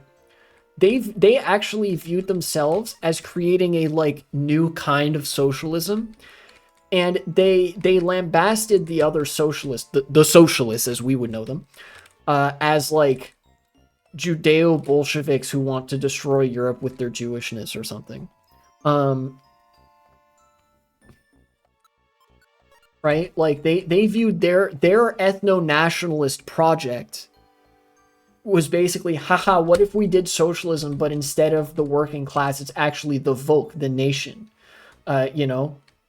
And then like, instead of, we replace real class dynamics and analysis with fucking esotericist narratives of ethnic supremacy and pretend that like those are the classes, kind of, sort of, except not really. We really just want to kill Jews.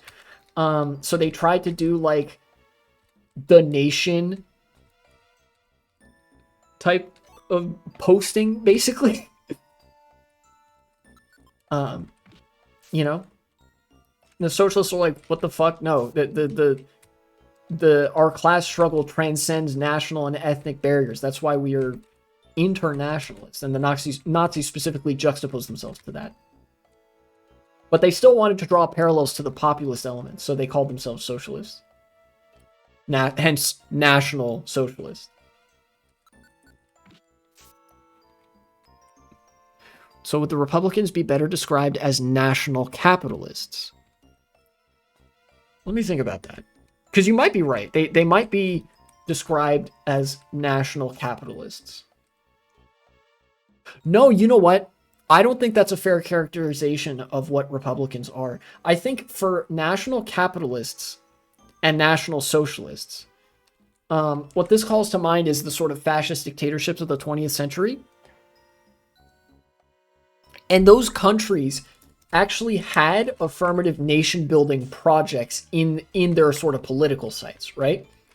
As horrendous as they were, the Republicans don't actually have that. I actually think that the Republicans are just kind of like, you can almost only describe them as grifters, you know? Like, I don't think you could really describe them as any other ideology, because they don't believe anything consistently enough to act on it when it might not be the most politically convenient. The Nazis and national capitalists, which I think, let me see what regime this is closely associated with, because where my brain goes is Spain, but I might not be correct.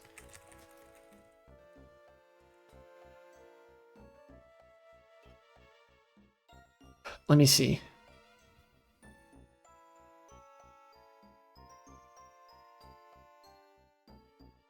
National capitalism, Wikipedia? Probably say Spain or Portugal. Yeah, Wikipedia is just showing me the page for capitalism. So let's just say that like there's a subgroup of fascism, where I think the article that Wikipedia would have is state capitalism. But yeah, let's say like national capitalism being most closely analogous to the ruling ideology of Spain under Francisco Franco. I think you couldn't really call the Republicans national capitalist because the Francoist government, while they were certainly more than happy to coast by at times on the inertia of political power and, do all the sorts of corrupt wheeling and dealing that is associated with fascist dictatorships, they also had nation-building projects. This may be just something characteristic of the 20th century, but most fascist regimes, whatever their micro-conviction, in this case national capitalism, had a sort of top-down, high modernist aspiration of bringing their country into the future. They wanted to build like the city of the future, the nation of the future, all this sort of like very clean, administratively efficient society where the undesirables were all purged and ethnic minorities were no more and the country was homogenous. But nonetheless, it was something that they were willing to build towards and commit to, even in moments where like it might have been like more politically expedient to abandon the project altogether, if that makes sense, right? Like as irrational and unrealistic as building the fucking future of the Jetsons, except it's an ethno-state, is, a lot of fascist regimes post-Nazi Germany, and even Nazi Germany to an extent, genuinely wanted to do that because they had like a nation-building project, They wanted to build a big box, right?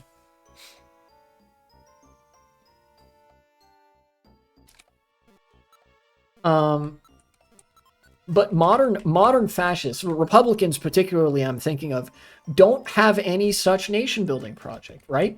They talk about the development of AI, but I feel like that's even like a lot different from the whole cities of the future type of thing, right? The Republicans are only interested in seeing the Magnificent Seven just have their line keep going up. Like they could give a shit what development actually happens to the rest of America. They don't have any affirmative vision. They're just sort of passively putting up a front that they will shift around on at a moment's notice if it's expedient to them, getting more money for themselves or their consultants or for, their donors or whatever else, right? Yeah, they're just oligarchs and they don't really have much of a political identity beyond that, They aspire to oligarchy, but they wouldn't sort of use it as a means to an end, even if the end is like a strong centralized state that administers over a very clean aesthetic city of the future where people are prosperous, right?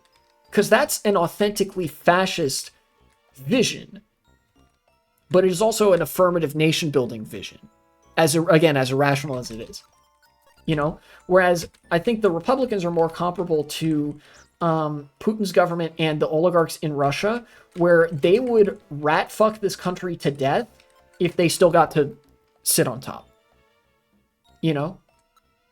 Grander aspirations be damned.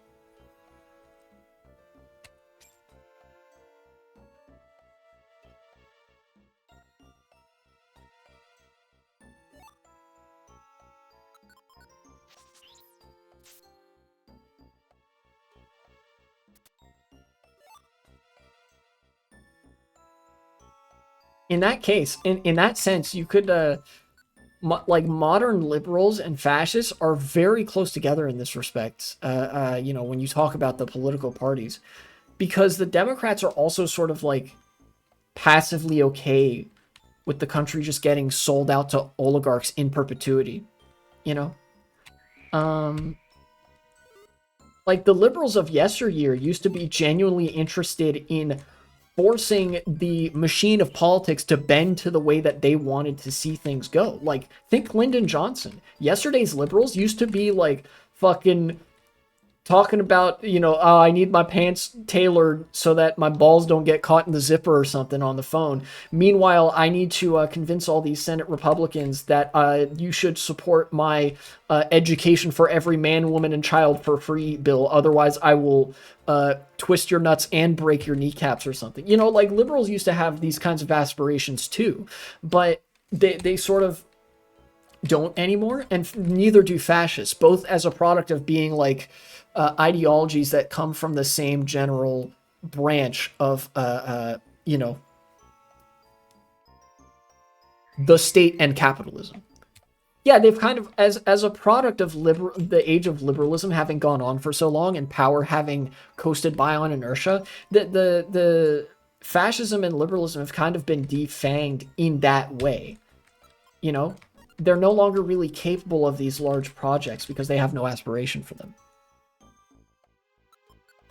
Yeah, and you don't see this problem as much with the state and local level of politics, where politicians will ostensibly still believe in projects first, and then their ideology will sort of follow from whatever project it is that they believe in, right? This is why Republicans are so much more insane at the local and state level than at the federal level, right? At the federal level, you have maybe a handful of groypers in the House of Representatives and the Senate.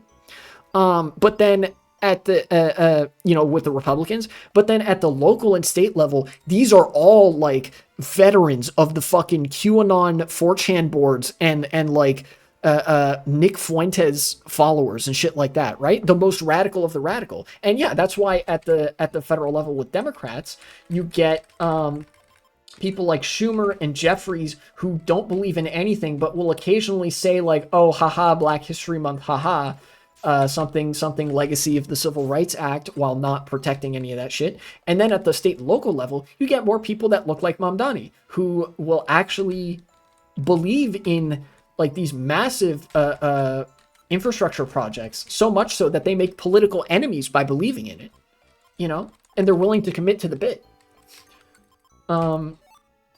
Though obviously this exists to varying degrees, right? There are still state level Republicans. It depends on which state we're talking about, but there are plenty of state level Democrats and Republicans that are just as bad as their federal counterparts and don't believe in anything. Yeah, it is a weird version of horseshoe theory, where the closer you get to capital interests, the more politicians on either nominal side of the political spectrum will just not believe in anything.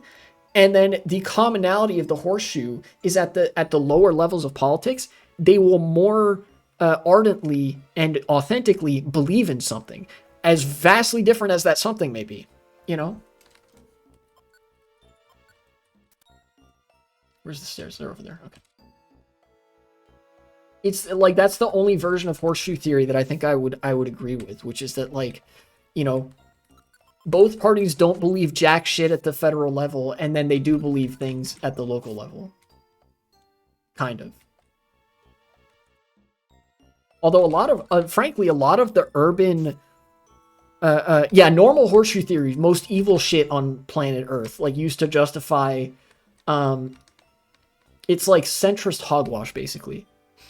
But even then, like a lot of the reason that there's such a urban rot of like the American urban landscape at a local level is because there's been a growing lack of people like Zoran Mamdani who believe in stuff. Like increasingly, a lot of cities have been governed by deep state shills who are very reminiscent of their federal counterparts, where they just want unlimited money to be funneled into the pockets of contractors for nothing to happen.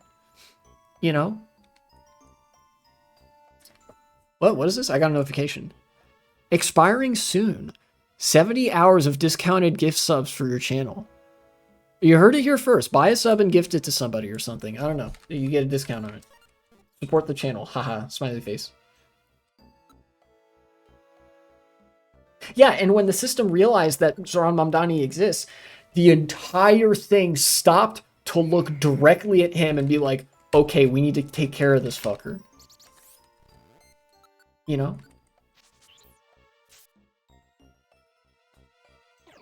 And then you get dipshits who go on about Democrats run every city, the left destroys everything. Yeah, the problem, the reason these cities are being destroyed, yes, Democrats run a lot of these cities, but like, it's because it's not the left running the cities. It's because it's these centrist do-nothings. Yeah, you fucking parry this, you dumb fuck, and then like ran the greatest campaign I've ever seen, and like, by the way, free buses and $8 halal at the food truck. Literally, that was a campaign promise. He made a video. It was like, hey, I'm at these halal food trucks. They're great, by the way. Great food. And he's like, how much does food cost here? He asked the vendors. They're like, $10. They're like, why does it cost $10? It's like, oh, you know, there's this whole permitting process, and like, I'm like 3,000th in the queue after like 5 years, and fucking, you know, I can't get the permit, so I like this shit is more expensive, and I can't sell the halal for $8 like I want to. You know, I'd be able to support myself on $8, $7, but I have to sell it for 10 because of this. But if I was able to get the permit, whatever, and these contractors got out of the way, then I'd be able to sell the halal for $8. And Zohran Mamdani was like, there you have it. Vote for me if you want $8 halal. And I was like, fucking genius. You know? And that's the kind of shit you need at the local level.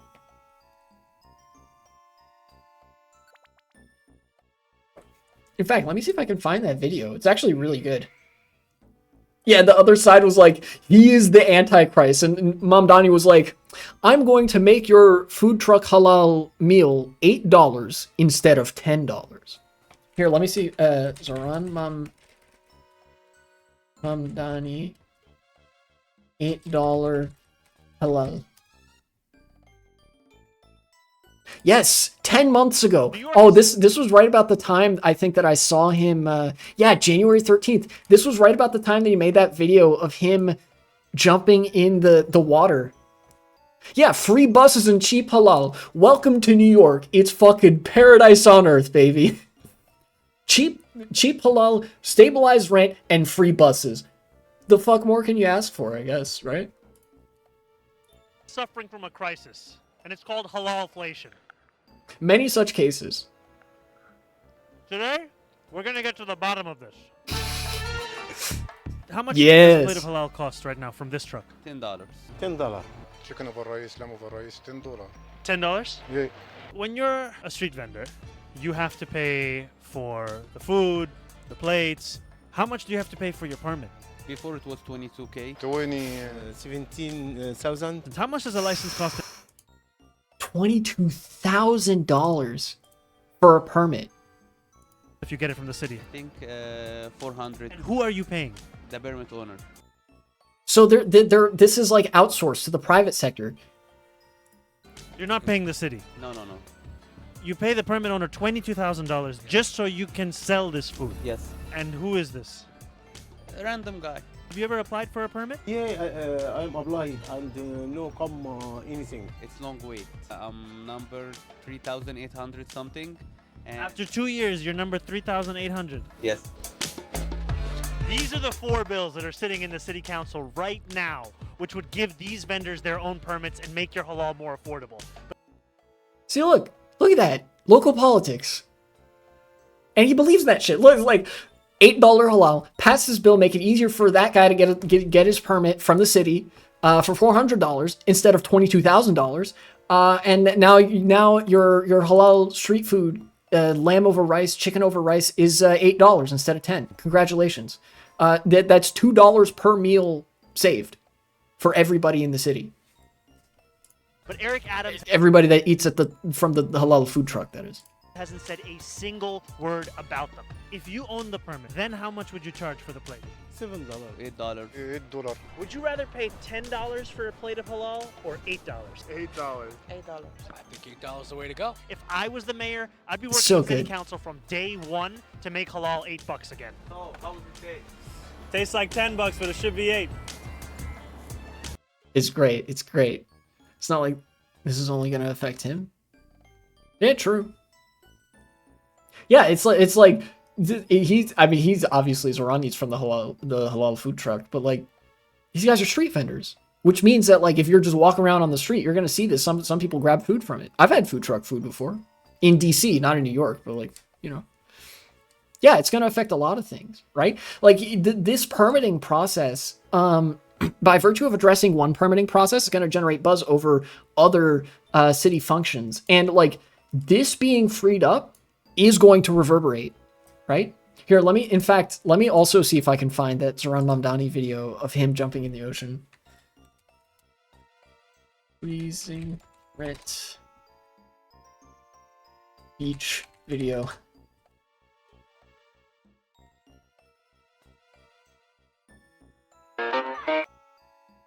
Is this the video? No, it is not.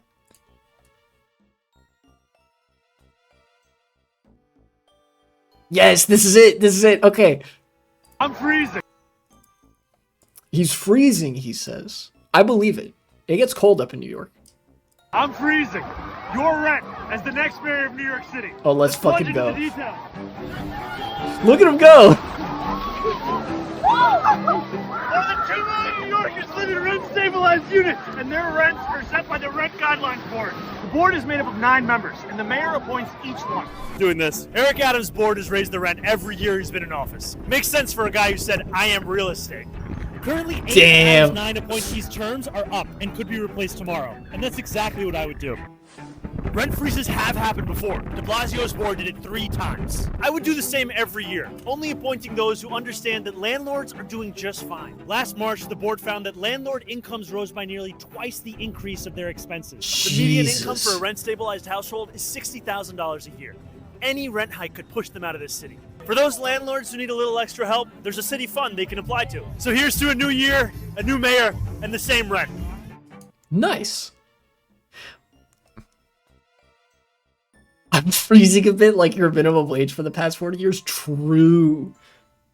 Unfortunately true. Oh my god, a politician that isn't a demon. Right? This was the first thing I saw from Zoran Mamdani. I'd like heard of him before. The first thing I heard about him was that he was running on freezing the rent. And what I thought was he was going to make waves, but like, and would make a way better mayor, but was ultimately like a bit player that the Democratic Party would probably snuff out. But once I saw this, I was like, let's go. You know? This was the first video of his that I saw. He's at the beach. This is January. He posted this January 1st. Or I guess, maybe this is December. Unless he posted it the same day. But like, here he is, jumps into the fucking freezing ass ocean water and then proceeds to explain exactly how he's going to freeze the rent. And he's like, don't worry, everything's going to be fine. By the way, fuck Eric Adams. Tenants need this assistance, and landlords, fuck you, you're fine. We already have a fund for you. Apply to that shit.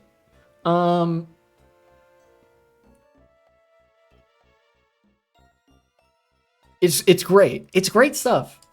It just ran, a little tangent going down that rabbit hole, but like all that stemmed from like earlier talking about the ideology of national capitalism and how it's super important in politics for politicians and parties to have any sort of political aspiration to them at all. And that like legitimately for Democrats and Republicans, they almost defy ideological categorization in some ways, because in order to be ideologically put in a category, you have to have an ideology,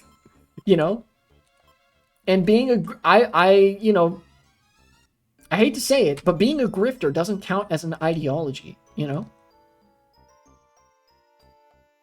Yeah, if you have beliefs, you're fired, but they can't fire Zoran Mamdani.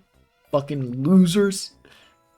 And a lot of politics is like that at the local level. And the real urban rot, even when with a lot of cities run by Democrats, it comes when those Democrats aren't really reflective of local politics, in that like they don't actually believe in much of anything.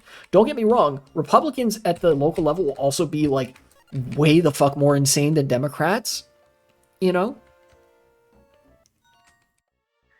but like you really start to feel it at the local level if you're faced with your alternatives being either stagnation or we want to like kill black people on the streets. And Zoran Mamdani's like, what if I wanted good things, actually? What if I didn't like stagnation or killing black people? And everybody was like, yeah, that sounds pretty good, actually. And then Andrew Cuomo said, but he's not Italian. He has no experience being Italian and harassing women. And the Democratic Party was like, you drive a hard bargain, Andrew Cuomo.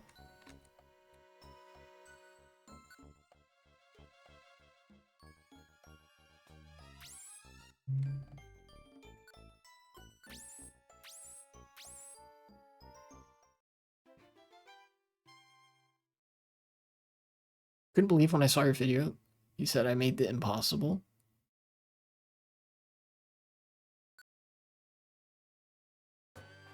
That said, that he said I made. What? I think autocorrect might have butchered that a little bit.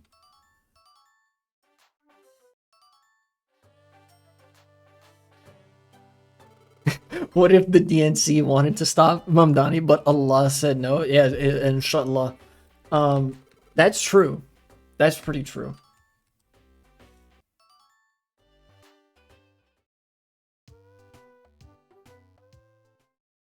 Fucking the hand of Allah descended from heaven and gave the Democrats a giant L. Making jokes that he's the main character. Yeah, he is. You kind of need to be the main character in order to see through a lot of political aspirations, especially if you're like in a publicly visible position, like an elected position, you know, because people really get animated by narratives and stuff. Anyways, I think that was a good stream. Yeah, main character Mamdani versus NPC Cuomo. And Cuomo really was kind of like an NPC, truly just phoning it in. You know, clearly did not care that much about all that shit. Oh shit. Azan is in China.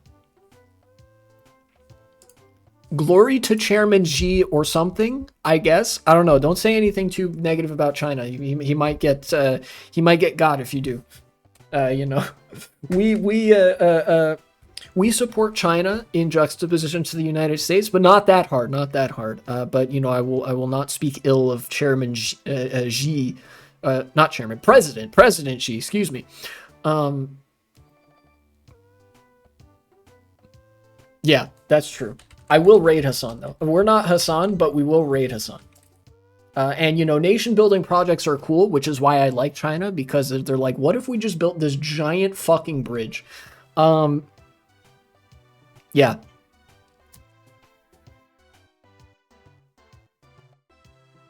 So, yeah, social credit plus 1 million.